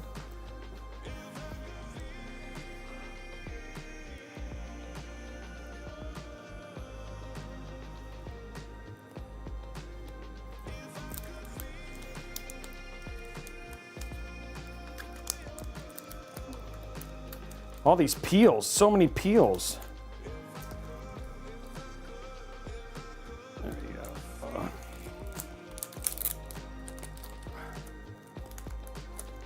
This GPU just looks so good.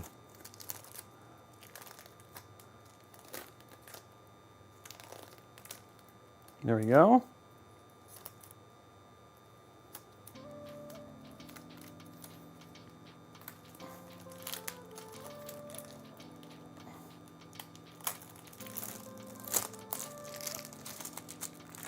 There we go.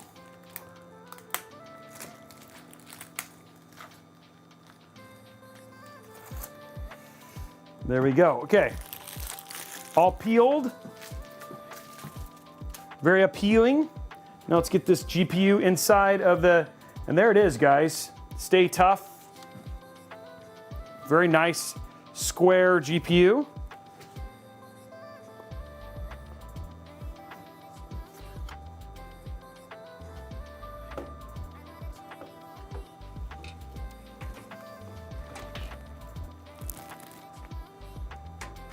There we go, just like that in like Flynn. That was a very easy installation.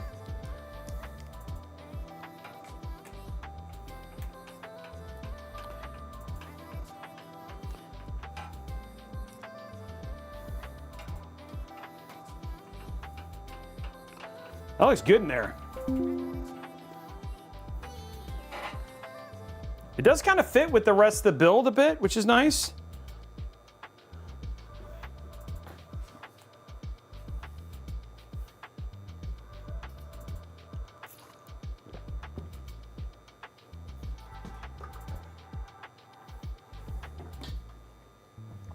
Okay, now let's get our PSU in.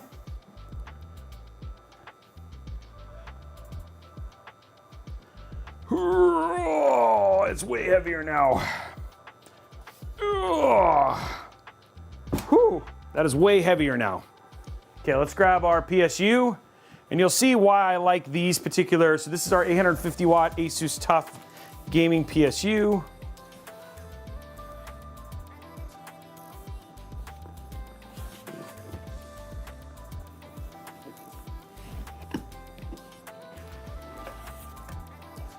Okay, here we go.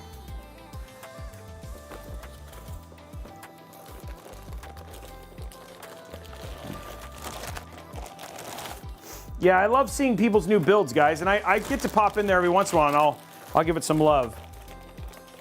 Yeah, it's a chunky boy for sure, Gucci.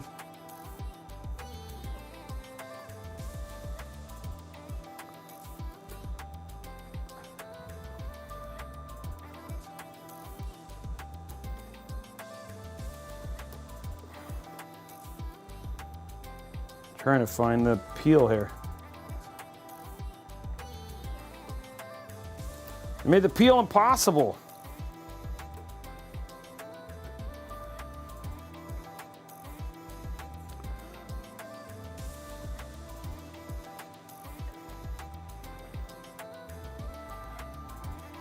I think I got it. I think I got it, guys.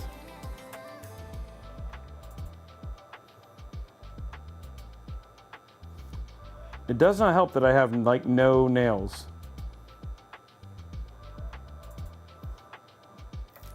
Okay.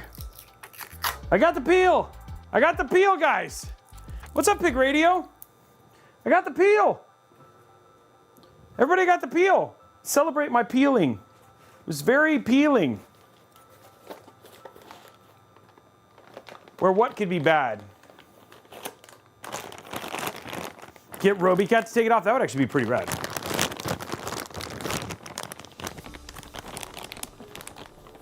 Okay, let's get some power here. Let's get our knife here. Got a little hole. Ooh, that cuts like butter. Our Ginzu knife here. Okay, so what I need is just my cables. So there's our 24 pin, we need that one. We need, there's that, 24 pin. Next up, CPU cable. We can actually do 2 of these, and because it's BTF, I'll actually run them, why not? We'll do 2. Actually only need 3 cables for this, which is actually pretty, it's one of the things I do like about the 16 pin. And to be clear, there are AMD cards that use the 16 pin as well. There's our 3rd CPU cable.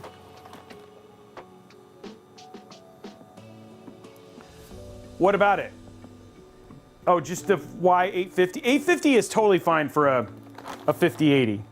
But Araxis's point is that if you think at some point in time you'll go higher or to a 5090 or something like that, then a 1000 watt PSU, or actually for a 5090 you want to do 1200 watt, because that thing does have some massive peaks. So 1200 watt would be for a 5090. So ideally, if you're going to go above 850, I would go to 1200 watt. And when I originally had planned this build, it was going to be a 5090 build with a 1200 watt PSU, because it does some pretty nice spikes. Yeah.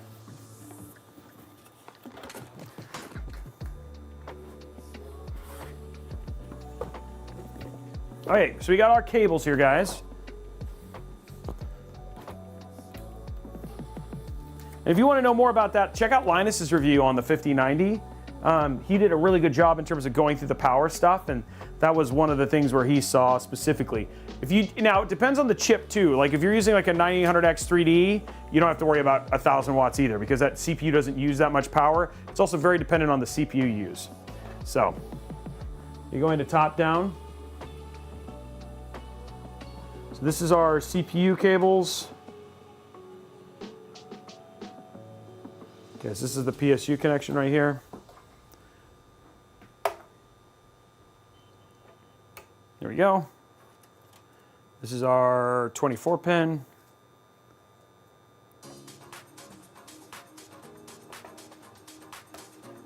There we go.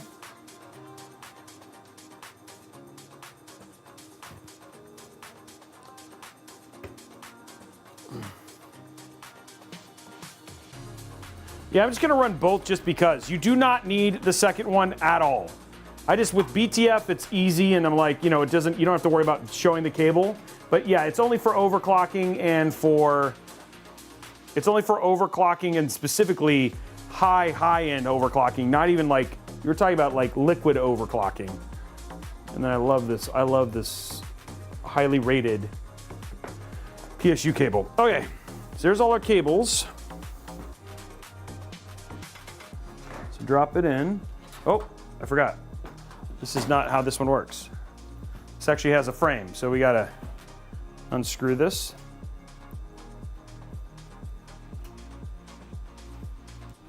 There we go.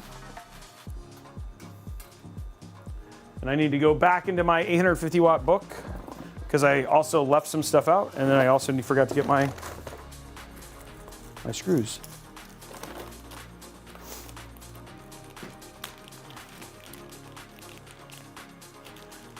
Silver Gem, it's been a while. It has been a while. I can't even remember. I think it might be college. It was the last time I installed a CD DVD. And that was when I installed my own CD DVD ROM. So it's been a while, Silver Gem. What about you? Does anybody have a CD DVD ROM in their system? I know people have CD burners, right? Like even then, I don't even know if you need a CD burner anymore. But some people still do and make music CDs.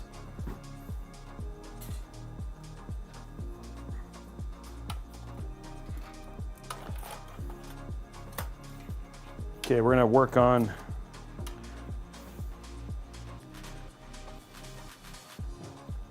I really put my screwdriver away. No? Where's my screwdriver? Oh, it's over there. Yeah, Blu-ray, I know some people still do Blu-rays. That makes sense, yeah. Okay, so there's some people.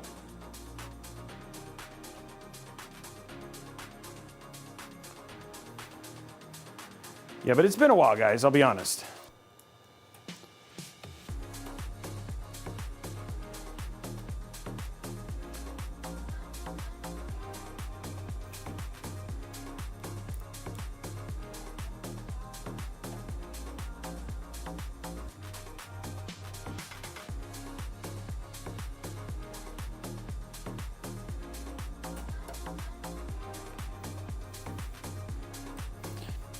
I know people who still buy Blu-rays and like buying physical versions of movies and burning movies and have Blu-ray players. I haven't had I have a Blu-ray player on my Xbox, I guess. That's kind of it. And on my PlayStation 5.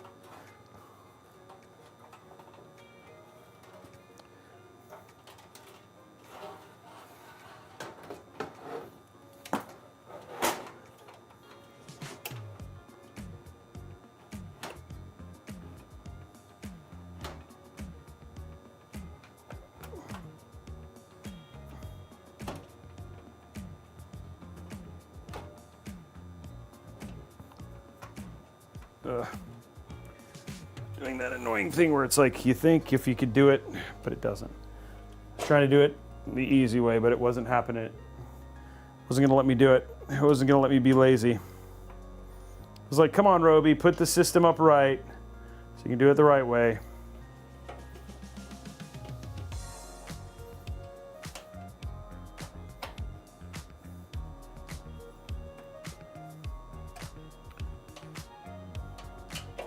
Okay, brackets in. What we can do real quick is grab our 16 pin. Where's my, I saw it. I swear there was a little place to run the 16 pin. Yeah, it is, okay. I was like, see, there was a place to run the 16 pin. Yeah, it's right there.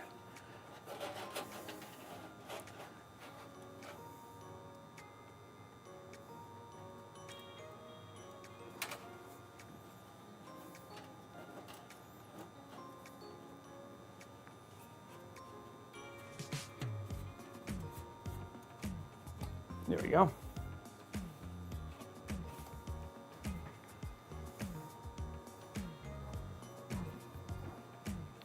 Make that look a little bit nicer.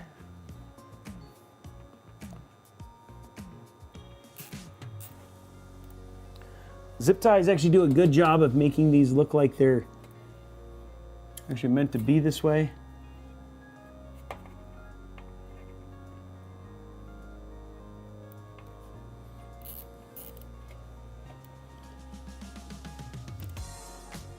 There we go.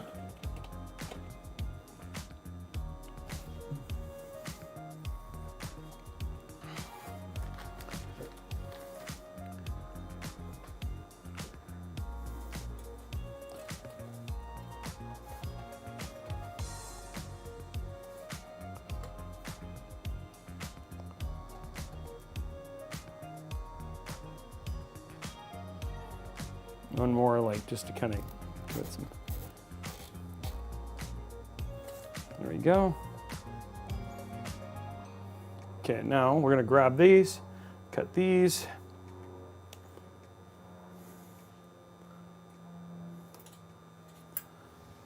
There we go. One more.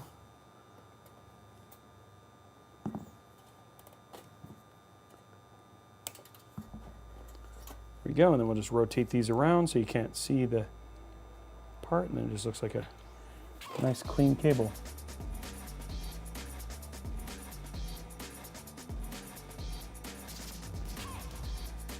There we go. Perfect, guys. Okay, so that first cable is done. So GPU's all plugged in. Let's go ahead and finish cleaning this up. Top down. Okay, so first one is our 24 pin.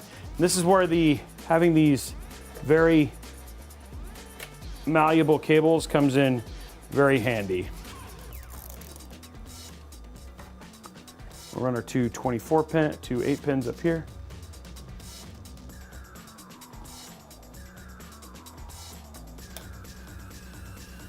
But see how you want to make sure that these have clearance.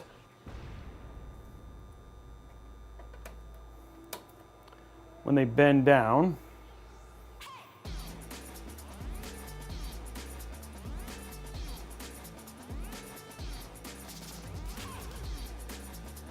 I might try this.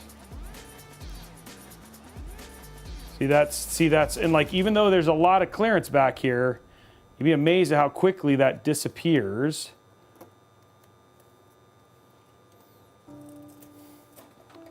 Oh shoot, that wasn't supposed to happen.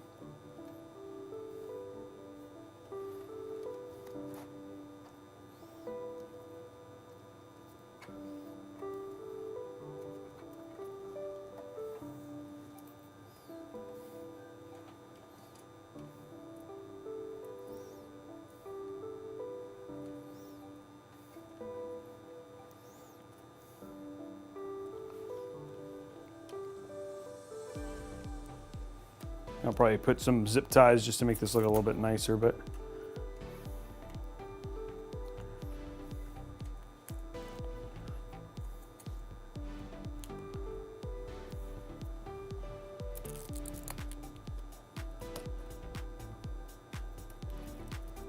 there you go. Just keep it get some nice cleanliness to it, I guess.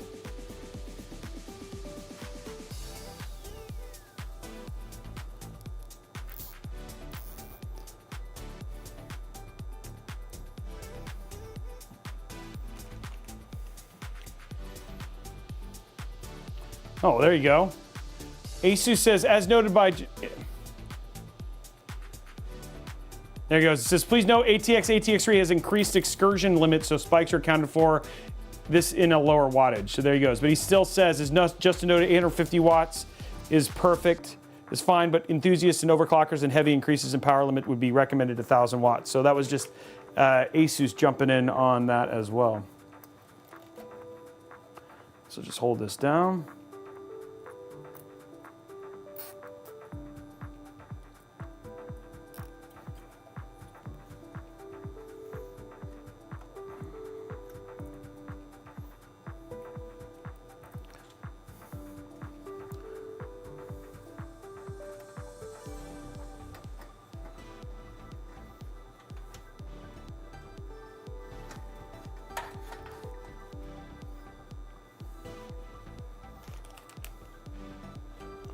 And there we go, guys. Build is done.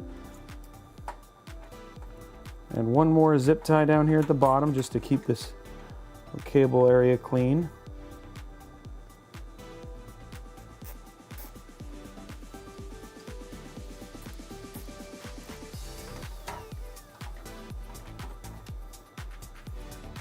There we go. There it is. What do you guys think? Looks clean, right? But I love these cables. These are like, if you're gonna do BTF, such a good PSU for this, because it just, you end up with like, it doesn't bend, you know, the bends are nice. It has plenty of room for the case to close and just makes it way easy because of how malleable those cables are.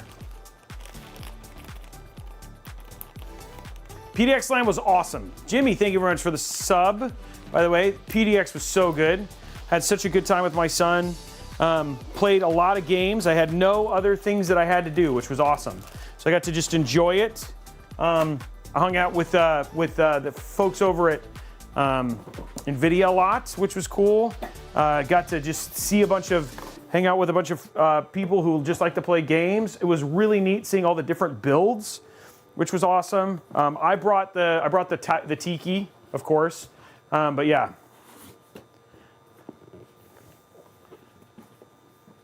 And there we go, guys. Build is finished. Now it's time to see how thermals and stuff do. And again, if you want to see how a 5080 285K does, you should just watch our 5080 review. We're one of the few people who did it with the 285K because we couldn't get enough 9800X 3Ds. So, but it ended up being a good thing because everybody else did it with a 9800 XD, so our review ended up being different. And there we go, guys. Go into side view. Let's go ahead and put our lands are awesome, man. So cool. And then that actually just has enough room right there. And there is our build, guys. What do you think? And then there's the front. And there's the back. So clean front, clean back, right? So we're just gonna do our VIP/CDK deal spot real quick, and then we'll get it turned on. Okay, let me put the case back together though. So first thing, let's get our front on. And I'll do the zip tie count and then we'll.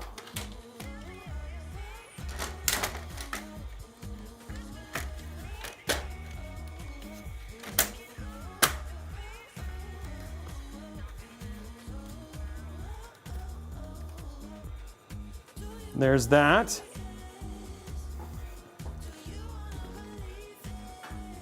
Next thing we're going to do is put our little cover, front cover on. Which will cover up that front space, which I actually think will help the overall look there.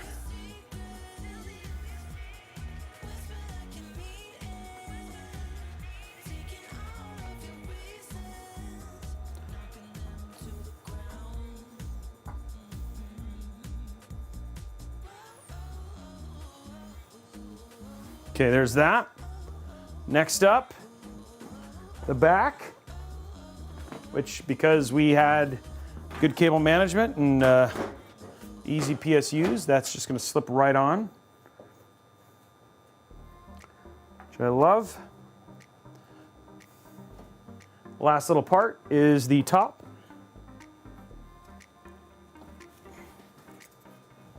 And that goes just like that. And there we go. Build is done, guys. Okay. What do you guys think? Looks good? And it's very clean, right? Like no cables. The only thing we have is the only visible cable really is the one off of the GPU, right? And because it's black, it actually stays pretty hidden. And then only light we'll have is from the screen in the back plus the Be Quiet, and then the little bit of light up there. But I think what we're gonna do is we're gonna make it white, or just to kind of make it minimal. I feel like this is.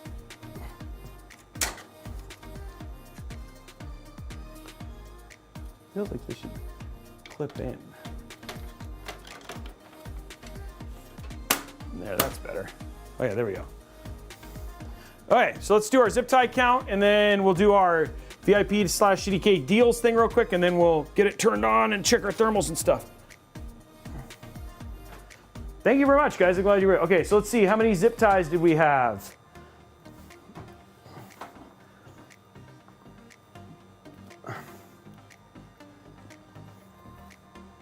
One, two, three, 4, 5. 1, 2, 3, 4, 5. There's 10. 1, 2, 3, 4, 5. There's 15. 1, 2, 3, 4, 5. There's 22. 22 zip ties. It's even today, guys. 22 zip ties.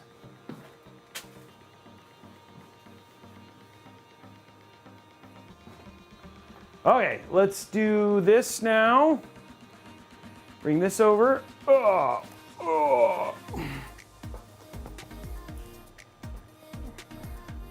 So you get finished building a PC like this, and now it's time to put up a copy of Windows. But if you were to get a copy of Windows from someplace like Best Buy or Newegg, it would cost you over $100. But here at VIP-CDKdeals.com, you can pick it up for $32.45. But if you click on this and hit Buy Now, use code RBCK at checkout and hit Apply, what was $32.45 drops all the way down to $22.71. The other thing too that they added a while ago, but I still appreciate, is Office 365. So if you have a student or whatever it was, you can pick up 365 or Office. It's called something else. There's Office. Oh, there it is. Microsoft Office 365. Here it is right here. This is 5 devices for a year.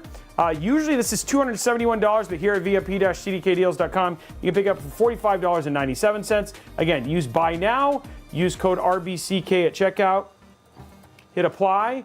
What was $45.97 drops all the way down to $32.18. So significant savings. These are OEM keys, which means that what they can do is, as long as you don't change the motherboard or anything like that, you won't have an issue. But again, you'd have to buy like almost 5 copies of the Windows from here before you'd get to one of the standard ones that you get at Newegg or over at Best Buy. So great customer service. Literally thousands and thousands of people here at Robeytech have used these. So if you have any questions, you can of course ask folks just right here in the chat. And if you have any other questions, ask over at Discord or over here. Anyway, that's it. VIP-CDKdeals.com and use code RBCK at checkout. If you have any other questions, like I said, details are on our Discord or over on the website. So yeah, that is it. Okay guys, let's get this PC turned on and see how this does, right? Let's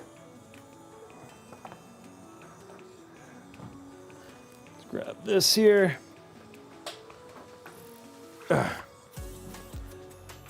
Thank you very much, GL Rods, for the sub. Also, Subsilent, Jimmy Yo, Riddick, Berg Breezer. Guys, so many people subbed today. Thank you so much for all those subs, guys. Really, really, really do appreciate it. And a huge thank you for your incredible support. Okay, let's got that. We need power and LAN.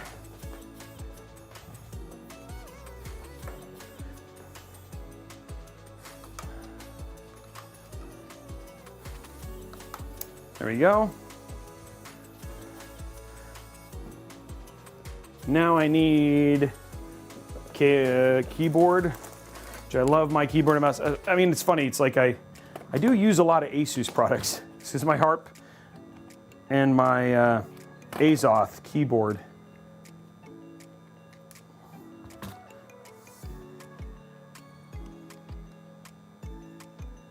There we go. Okay. See how this looks, guys. Hey, Bartleby, thank you very much for the sub. Appreciate it. Okay, 3, 2, 1.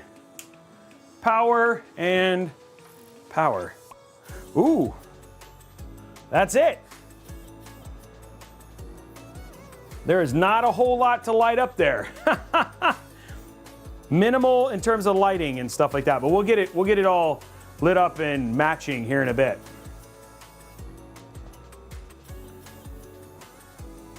And let me get this scoot over a little bit so you guys can see it.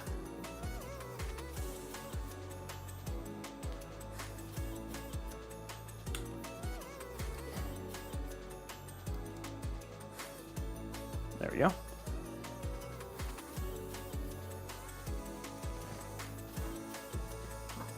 And by the way, there is the side view right there. So if you guys want to see what the side view looks like, there's a nice side view right there.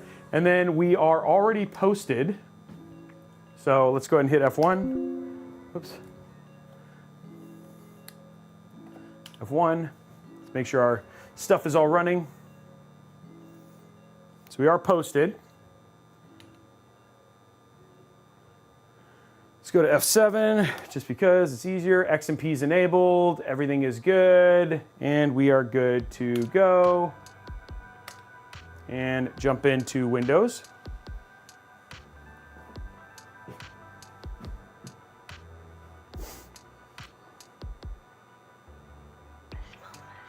Yeah, I actually really like the way the Silent Loop 3D is. We're gonna go to all kind of white. We'll see how it kind of looks from there, or maybe, yeah, the other one that would actually look pretty good is a gold, like gold with all the brown, because there's little gold accents on the top, so I might try gold. So we're just waiting now for the rest of the thing to post.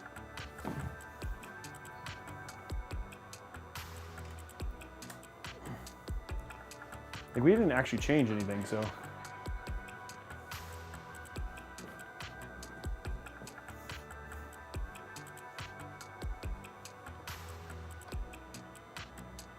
Still posting, still going through stuff.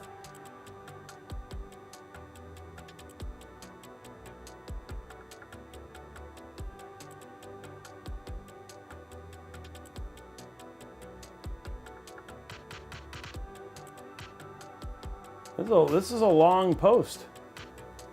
Oh, I'm trying to see what you guys, okay.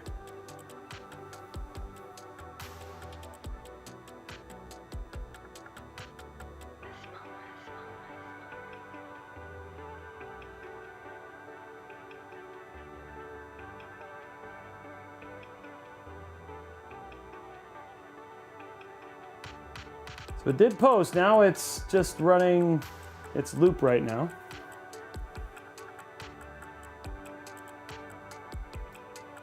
See what happens. We already benched this.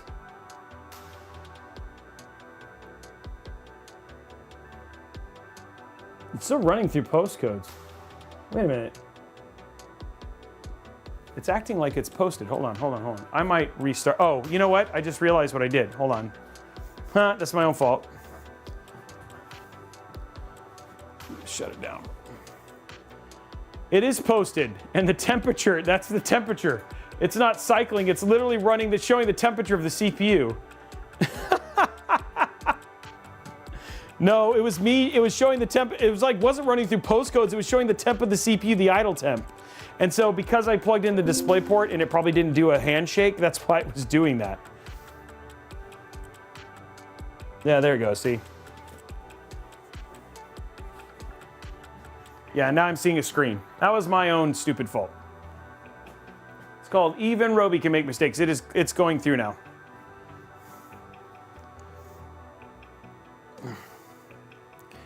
Bane, thank you very much for the tier sub. Okay.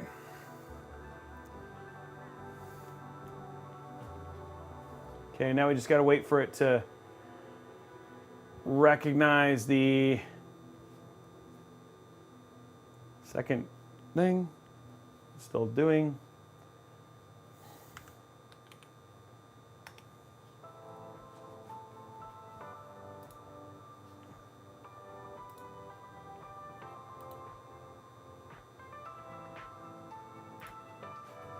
Still hasn't, it hasn't read the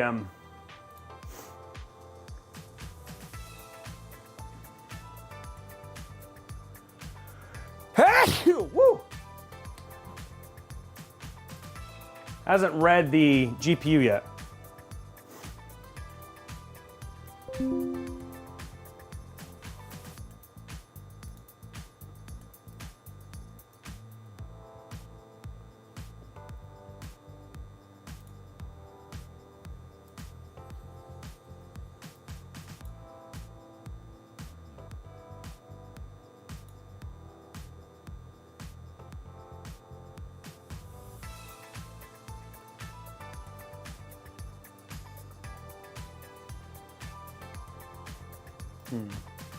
I'm gonna run, it doesn't look like the NVIDIA app was installed. Okay, this would help.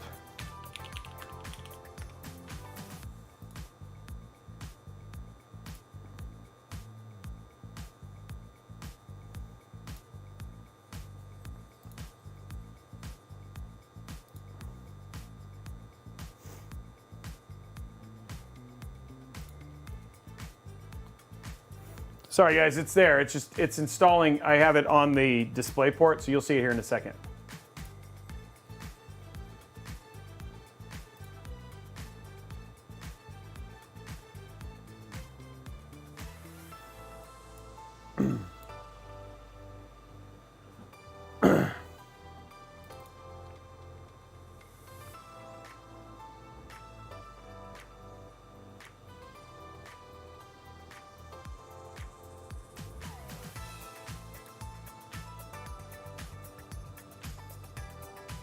Okay, all the stuff is updating.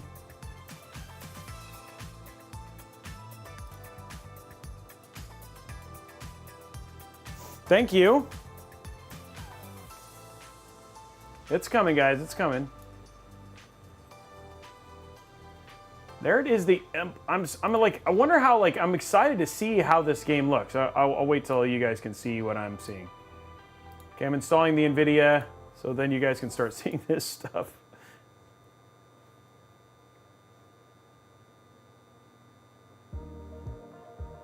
Soon, I promise.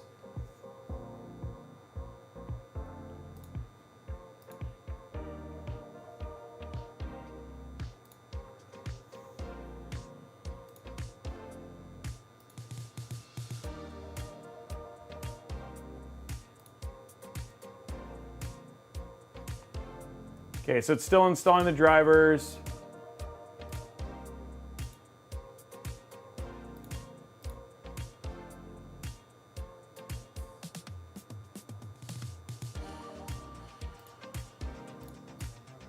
I'm actually really excited about Oblivion. Has anybody seen, how does it look? Does it look crazy? Yeah, I know, we can see nothing. I know, you're waiting for the drivers to install. Soon, guys, soon. You'll see them soon. Zemu, thank you very much for the sub. Thank you for the 2 gifted subs. It's still installing the graphics driver.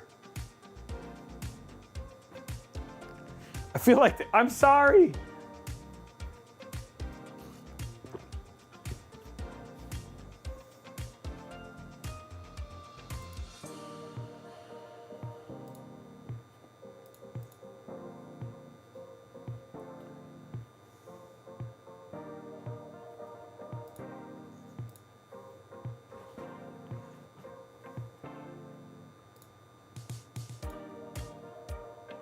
It's installing all the updates. It hasn't installed it for the... There it goes, okay. Hey, we should start seeing screens now. You guys should start seeing something here shortly. Yay, now you see stuff. Sorry about that.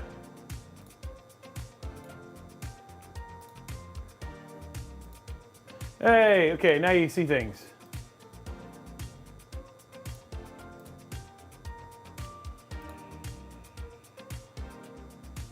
Okay.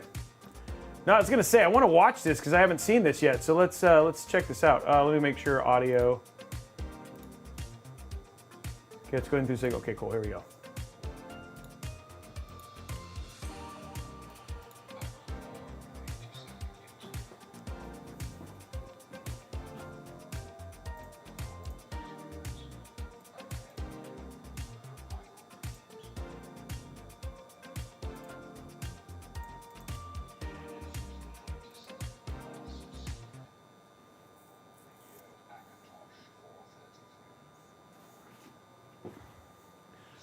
Wow, this looks way good.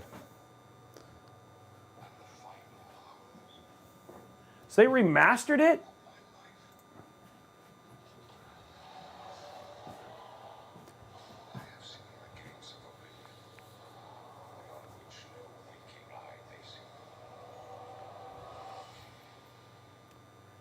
Is this the one that had horse armor? I don't remember. Oh, no audio? You guys don't hear it? Oh, shoot. Okay, hold on.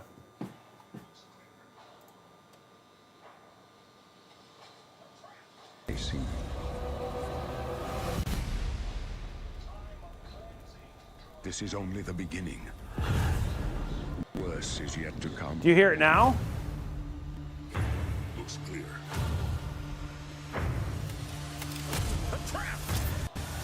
Do you guys hear it now? Okay. Okay, I'm actually really excited to play this now. Who now will save us from the coming darkness?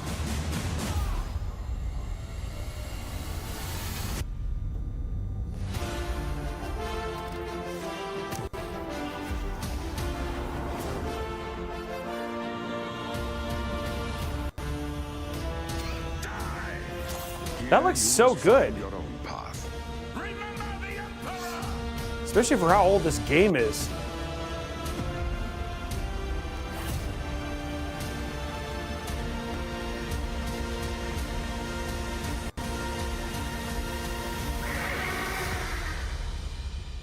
Find him. Okay, so I'm gonna definitely pick that up for sure. Cause yeah, I gotta play that. Yeah, for sure. Okay. But let's check thermals here.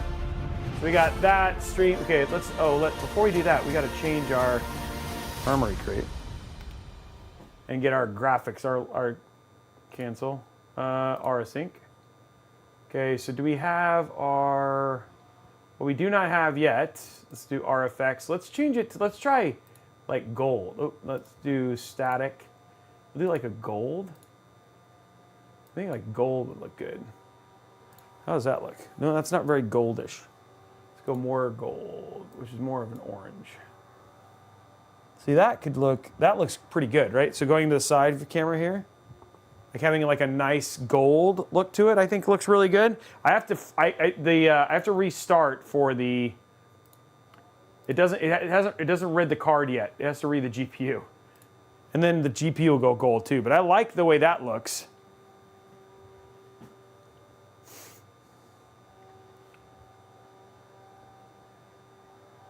Let me download, just because I'm using a thing, we'll do GPU tweak 3. While we're waiting for this, let's go and download this, because we have an ASUS tool, ASUS GPU.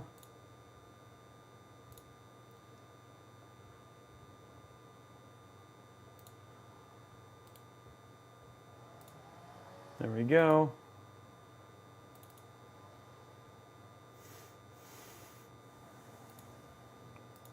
And then we need to install CPU ID hardware. Info monitor. Let's download this.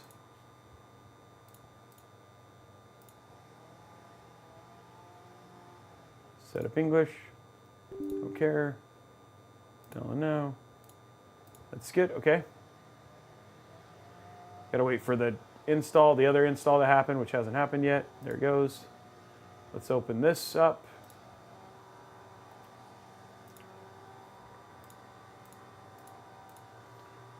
There we go, so that's that. Okay, so there's CPU ID. And then we need Furmark. Download this. Download.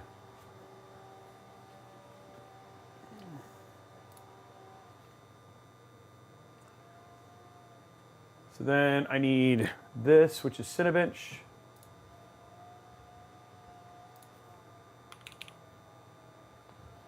Cinebench. Okay, we got Cinebench ready. Okay, that's good.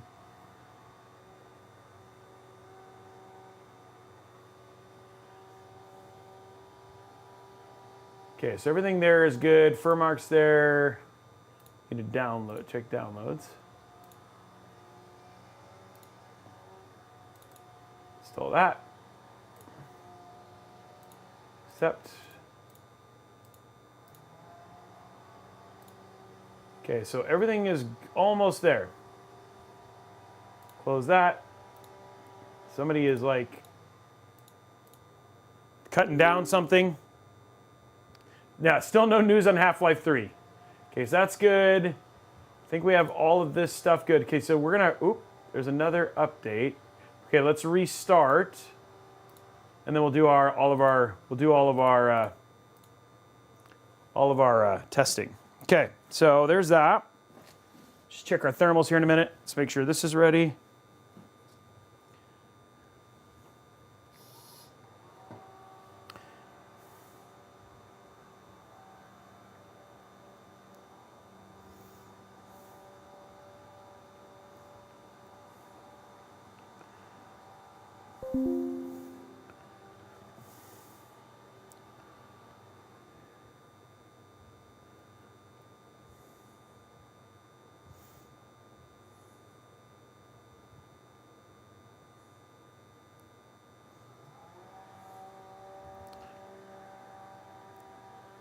Okay, just making sure everything's good, letting it reboot, making sure this inside peel is good. There we go. We'll get the last of the gold, the right color. I really like the way this looks. Going to the side camera here. There we go. While we wait for the install to finish.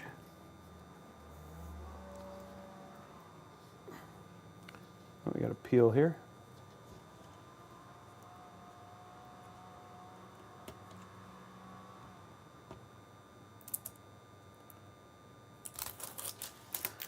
Okay.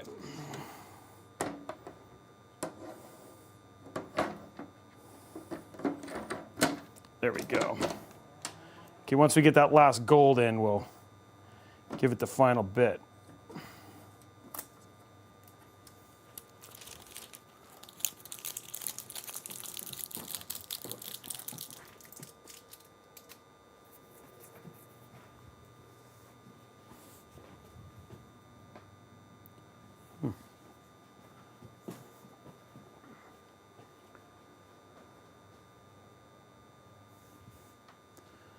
It down all the way, and there we go.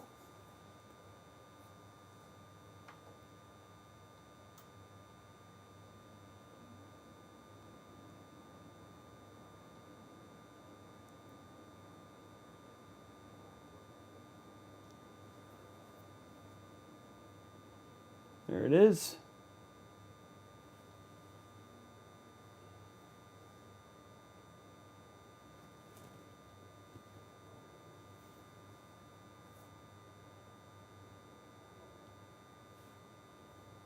I'm not getting,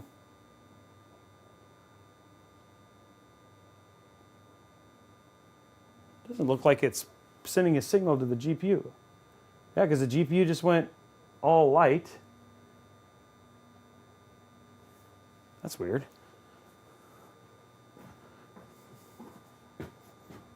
Gonna make sure I don't have anything weird. Just check this real quick.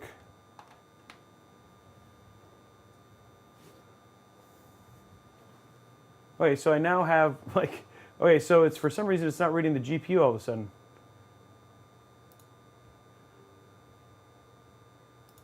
I'm checking something. So you guys can see what I'm looking at here. Capture, capture, capture. It let it, let's capture, okay. That was weird.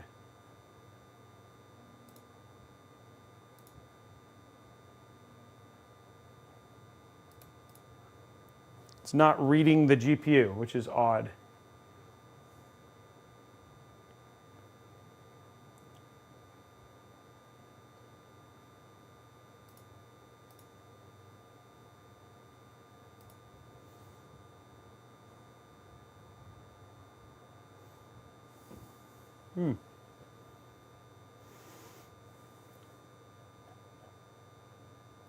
Okay, we're going to try and reboot one more time, see if it just happens to come back.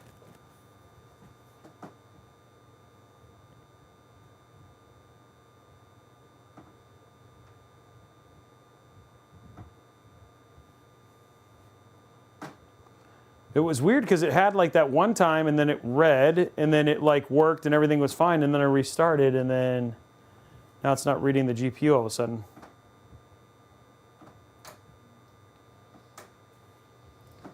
Okay, so it's showing up on the HDMI again,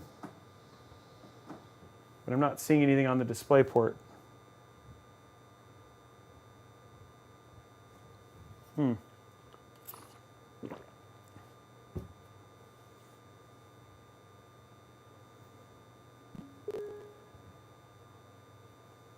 It's really strange. It's not reading the, it's just not seeing the CPU at all. I mean the GPU at all. The GPU is obviously there.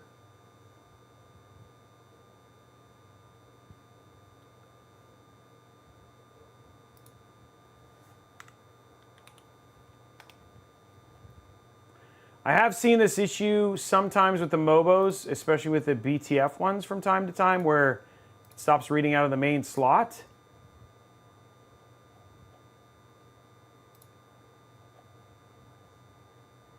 But,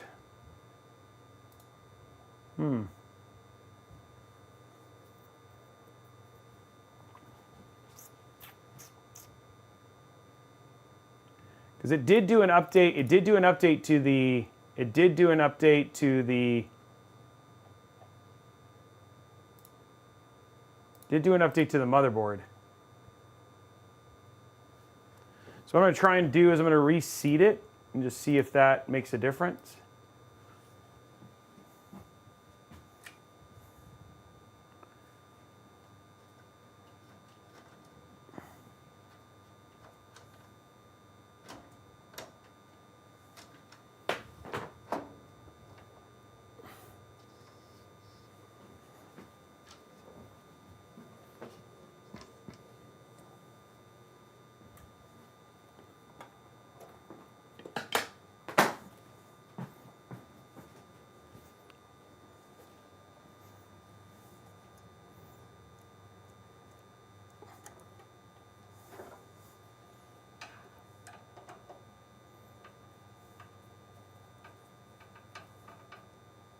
Gonna try and reseat it real quick.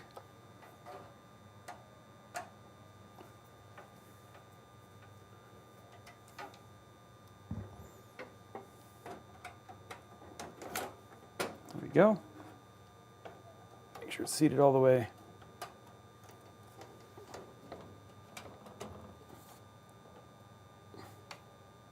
Okay.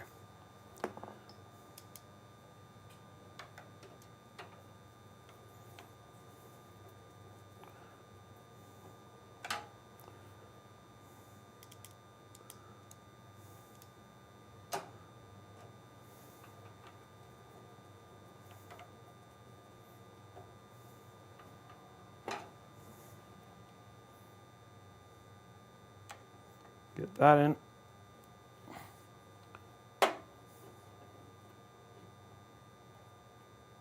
Okay, so we've reseated it. Start the music back up though.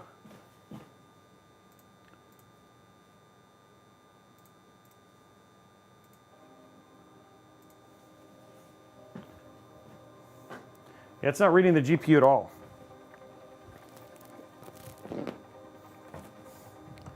Try and re-go.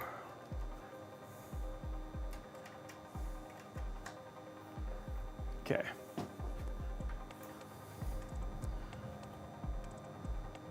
So we just reseated it, see if that brings it back. I got a display port, like, so it definitely read power from there.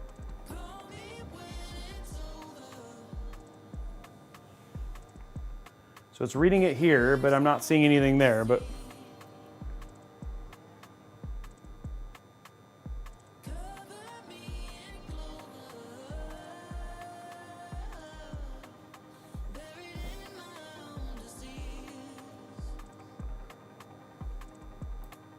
yep, it's not seeing the GPU.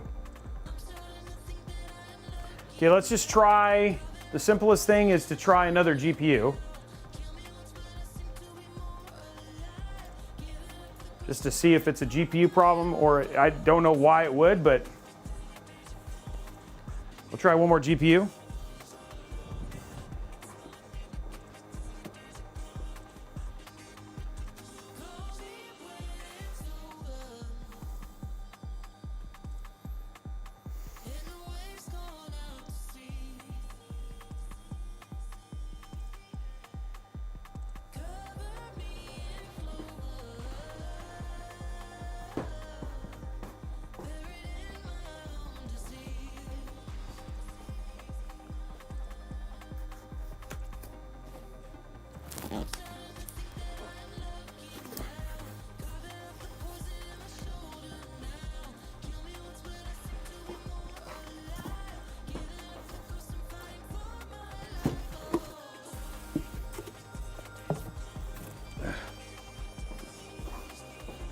Let's try a 5080 FE.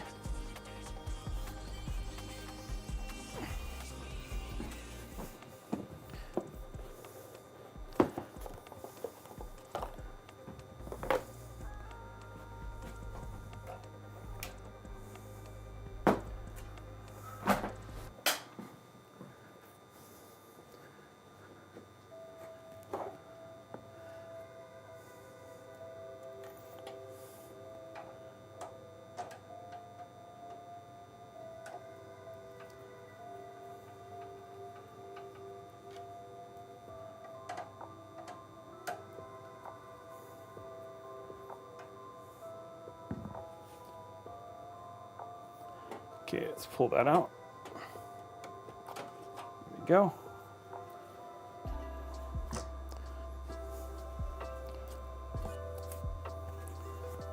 Okay, you guys can see. Okay, good.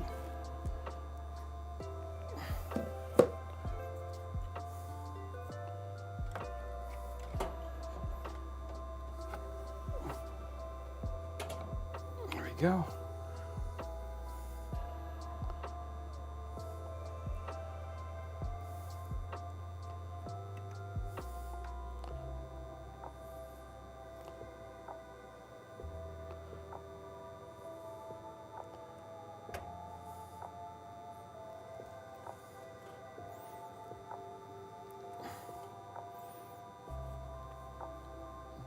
Obviously a much smaller card.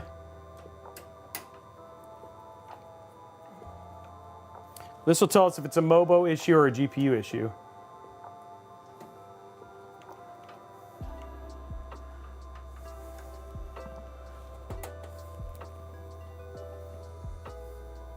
There we go.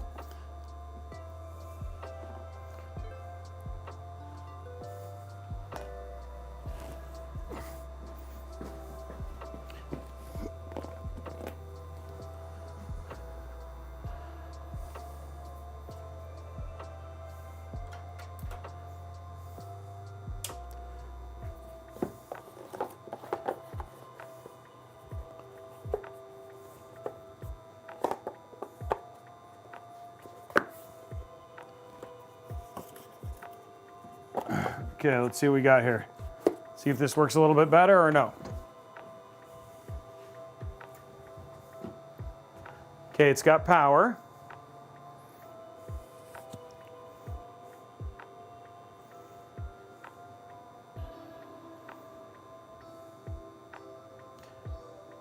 Easiest one to test. Nope. Nope, I don't know. Yeah, I'm gonna have to talk to, I think it's a MOBO issue, guys. I think it's a MOBO issue. I think something updated on the MOBO and now it's not reading a GPU out of that top slot. Because I definitely know these GPUs are not, those GPUs work.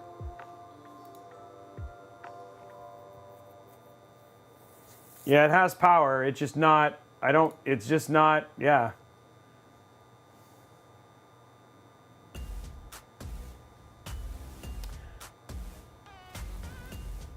Yeah, let me try, I'll try this. Let me try and go through and I'll do one more thing.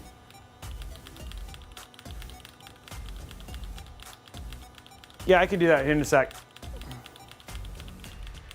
Oh no, it showed up on, now it's on the screen. Well, now it's on the screen. Okay, that's weird. Well, let's see what happens. Maybe it's fine. Now it's on the, now the GPU shows up. That's weird. It showed up. Maybe, oh, you know what? I bet you had to recognize the driver. So I'll test this. We'll just run in 5080 FE for now, and then I'll have him test this GPU to see if there's an issue. We'll do a different test, but for now we can run the 5080 FE.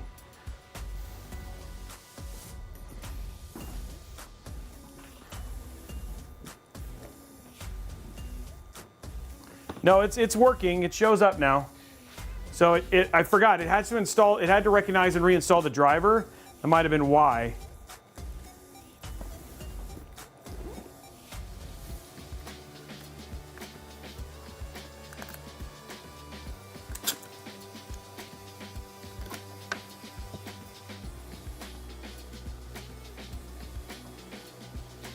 Well, now it's coming back. Like now it was there temporarily, but it looks like it's sitting at 33. Make sure it hasn't done something dumb.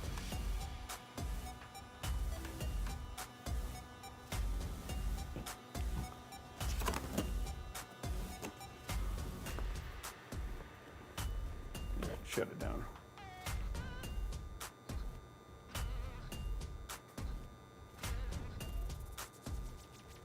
I haven't looked at the latest hotfix. I don't know. We'll have to see. This is the first time I've ever had a card do something like this.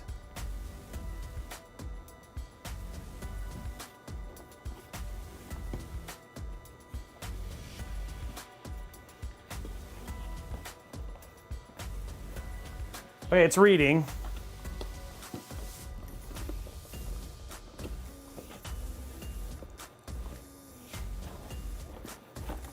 Well, for now, we're okay. We'll figure it out. I just want to make, I'll have them test the thing in a bench and just make sure and test the drive. But for now, let's continue the stream so we can at least, it's still a 5080.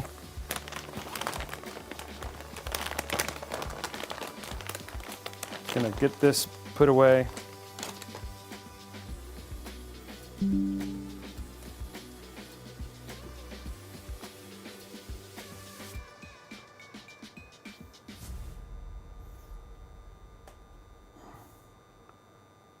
Go.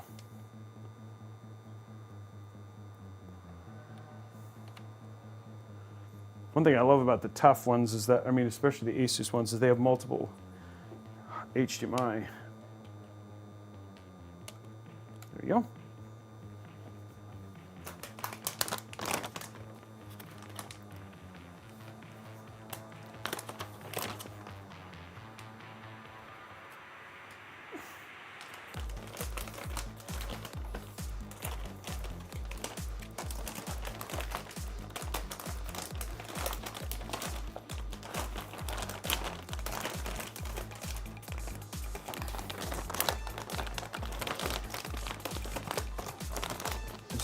I don't want to damage the card, so we're going to protect the card.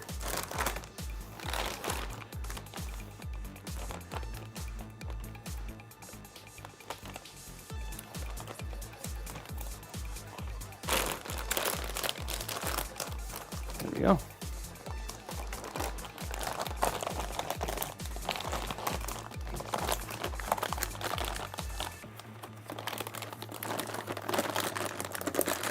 There we go. Okay.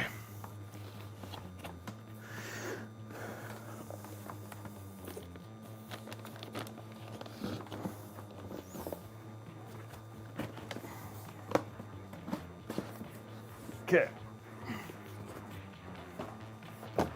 5080 FE is perfect enough for us to do our temp testing and stuff with.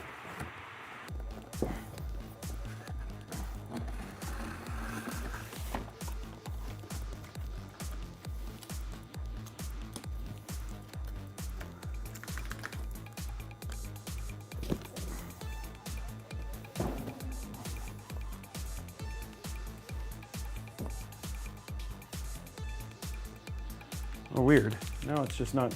Okay. Oh.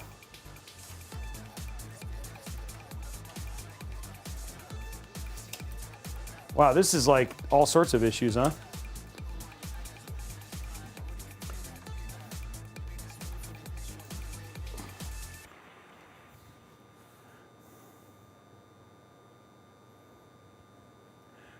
For video creating and video creation, they're both about, so if you're looking at pure, it depends on the, Franco, what system, why are you preparing automatic repair? What are you using for, your video editing? PC's fine, stop. Sergeant Nobody, I don't know if it's like a, we'll have it checked. I'm sure it's fine.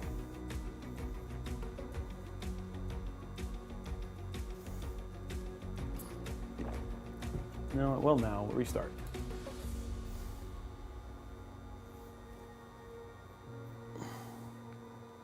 Trying really hard, guys, to show you temps. Everything was ready.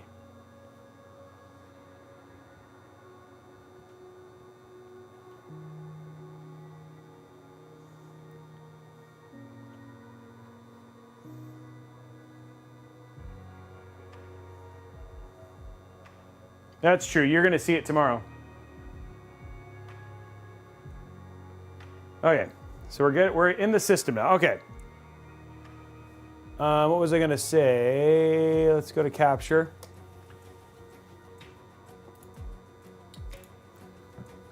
And the thing looks good. Okay, so let's do the side view here and let's do our peel. Let's do our peel. I know it's a different GPU, but it's still there. There we go, guys.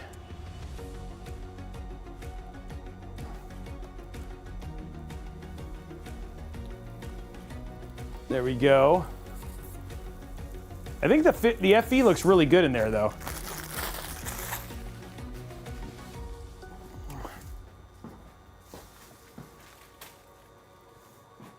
Okay, so now the system is peeled.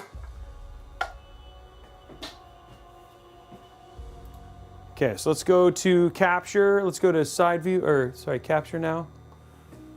Okay, let's check. Okay, now, seems good. Let's go ahead and just, let's get the stuff going. Let's actually do some testing now. Let's check out Cinebench first.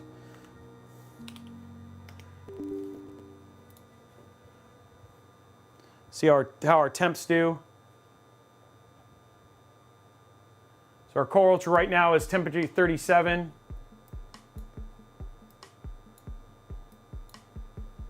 Accept. There we go. Let's go and run multi-core.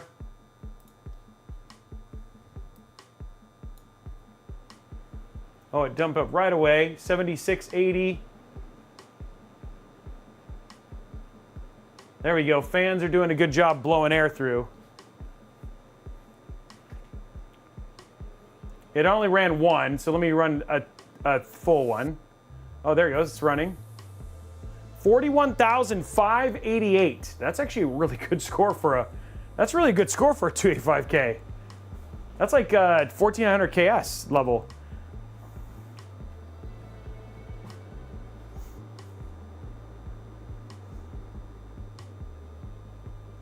Yeah, so here it is right now. Obviously, we're not having any temp issues. Sitting at 80, 79, 80. It's gonna like maybe get to 81. Even without that rear fan, it's doing a really good job. Those front fans, those Fractal fans are really good at just feeding air to this Be Quiet AIO. So the Be Quiet AIO is doing a good job of keeping the temps low.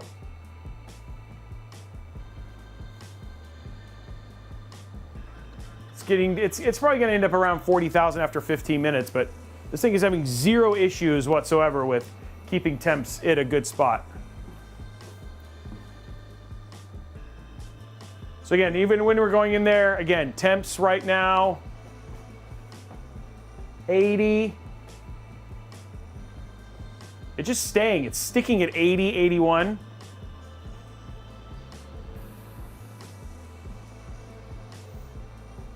Kurosaki, thank you for the sub. Yeah, so it's not having any problems whatsoever. It just churns through that.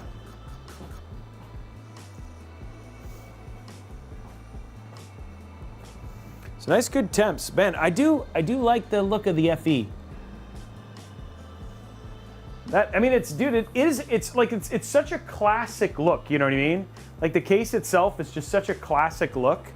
So like with like the yellow, I think now it might be better to potentially go white instead of going gold. But I like the gold, like trying to get the gold that matches like up here, yeah, on the buttons and stuff like that. So if you look at the front here, like having the gold here and then having that kind of match a little bit with the case. So you get like that gold and white and all that sort of stuff. Anyway, I just think it's a good looking build.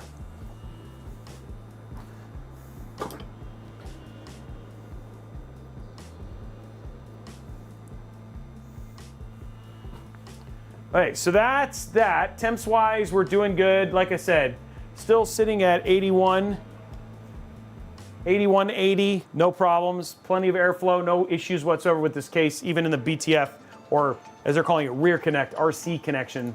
So there you go, there's 81. Let's just check gaming temps real quick. Let's turn our OSD here. And then we'll just run some, let's make sure OSD works.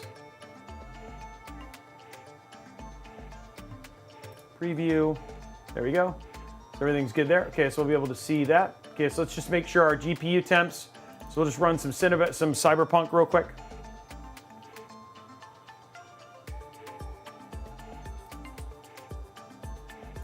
Can I just say how excited I am about freaking Oblivion now? Wow, that looks so good.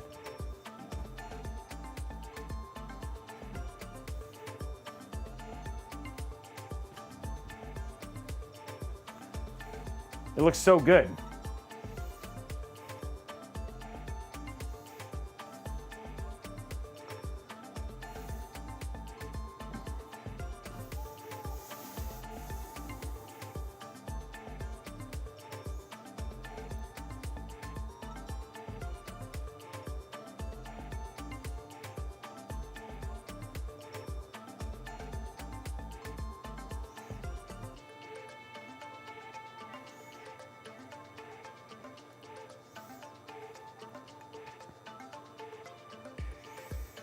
Okay, here we go. Continue without account.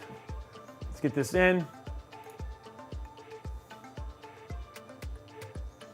I know, Raxus. We'll get there. We'll get there. I'll see if I can get it going. I'll see if I can find some time.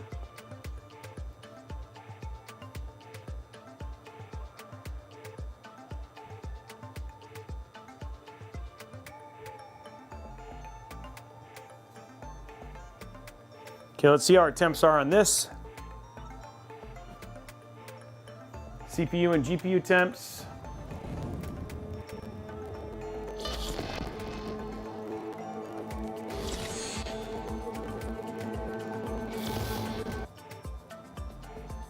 Okay, so this is just to show GPU temps. Again, if you wanted to see how the performance was, you can just check out our 5080 review. Sorry, there's somebody like doing lawn work outside.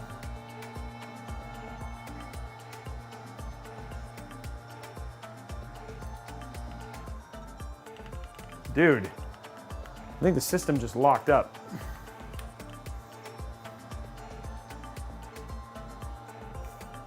Wow. Is this really, if these are the driver issues, my gosh, guys. What the heck? Because it's like locked. So I do not want to update to these drivers, wow. Let's try it again. Franco, yes, we've done 14900 KS builds before.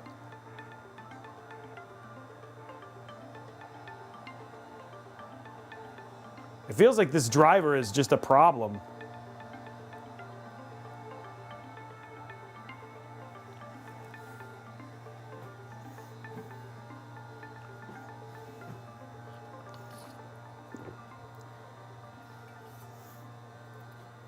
We've done multiple builds with the 14900 KS.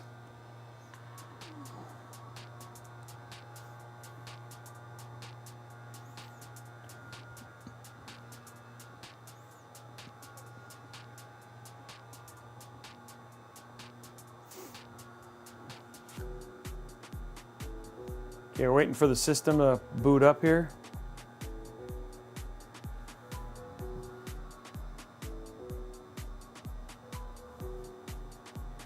Dude, this is being weird.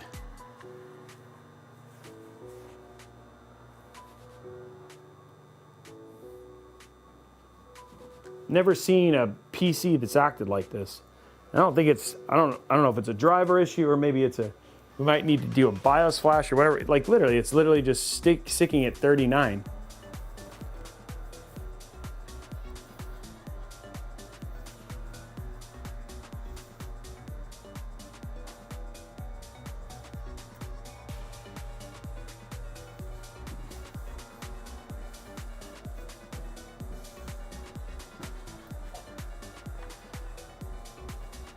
There you go. Well, I don't, Sergeant Nobody, I don't blame him, yeah.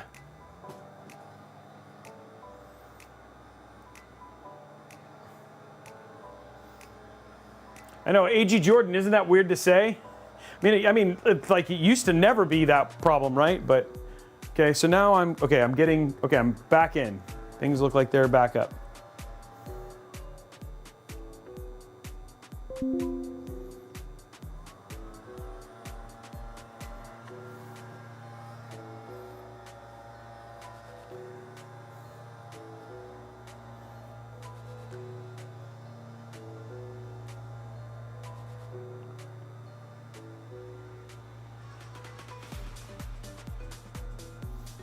I saw boot.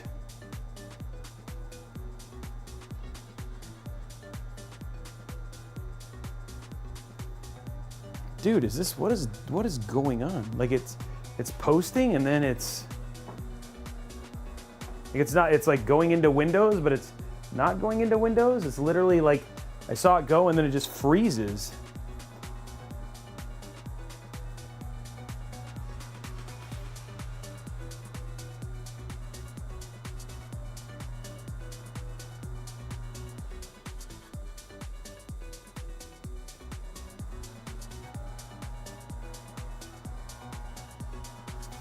I'm going to try one more thing.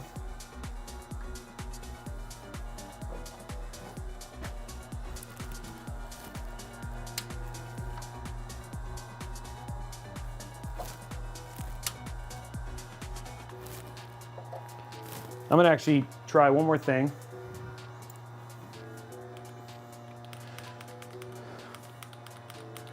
Yeah, I know. It seems like they want to get me like all for all the time I haven't been here.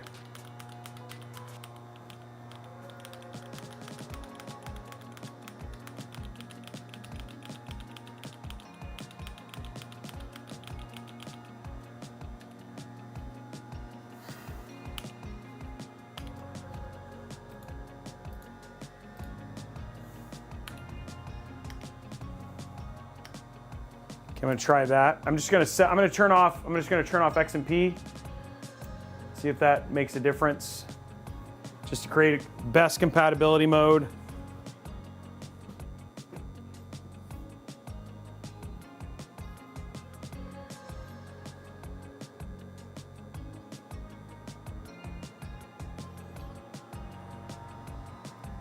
Not that I'm expecting anything.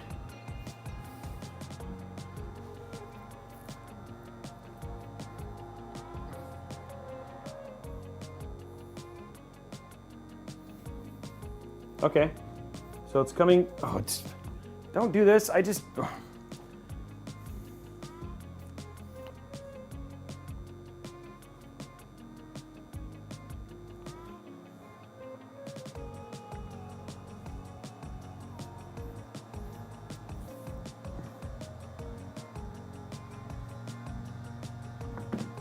Restart.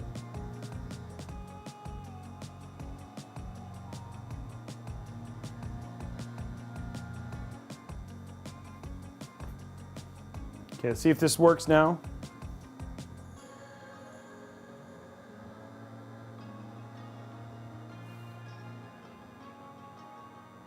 Showed up in DisplayPort.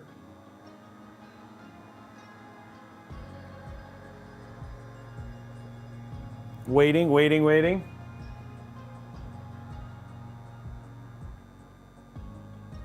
Okay, so it's in Windows. Okay, that's a good start. Try this one more time.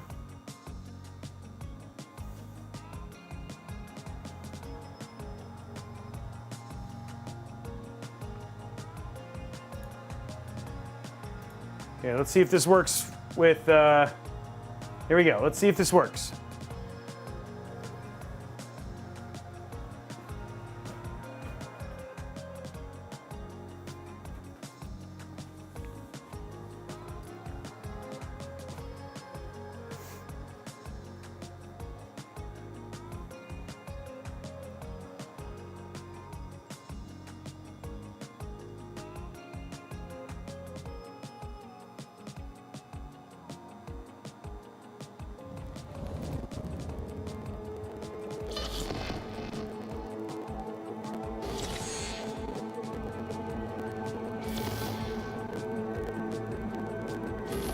Okay, it made it past the last place. Oh, nope. And it crashed again. Dude. It's like, okay. All I did was change the RAM. So, okay, well, yeah. Guys, I can't do anything right now. I'd have to we're gonna have to just call it here because this thing is just not running. So, but yeah, I don't even, again, it's just acting really weird and we're coming up on 4 o'clock. So I just want to give a huge shout out to both ASUS and obviously, actually I really want to give the bigger shout out to Fractal for hooking us up with this. Obviously we saw the CPU temps were not going to be an issue whatsoever. We'll go ahead and get it figured out and have him take a look at it. It might just be a driver issue. I could do a DDU and do a reinstall, and that might be it too. So it could be a lot of stuff like that. But again, huge shout out to them. Obviously, also to ASUS for sending us the BTF Mobo. Case is great in terms of building it. CPU temps were awesome. I expect GPU temps to not have much of an issue. There's plenty of airflow here and a lot to be impressed with. So if you're interested, check them out, Fractal, and you can pick them up on Newegg or Amazon. And then we'll obviously have a video that'll be recapping this later on because this is more about the build experience, which the build experience and thermal experience was great. So anyway, guys, that's it for me. We're back on Thursday with the 5070 budget build. And not you. So is this recommend installing last month's driver after this? Yeah, at this point in time, I would not. I don't know. I mean, I don't know if this is a driver issue or if it could be something else.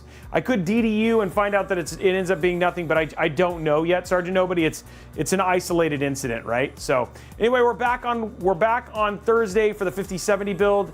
Huge thank you for everybody coming back. We'll see you guys later, and we'll get you guys back here pretty soon. See you guys on Thursday. Bye, guys.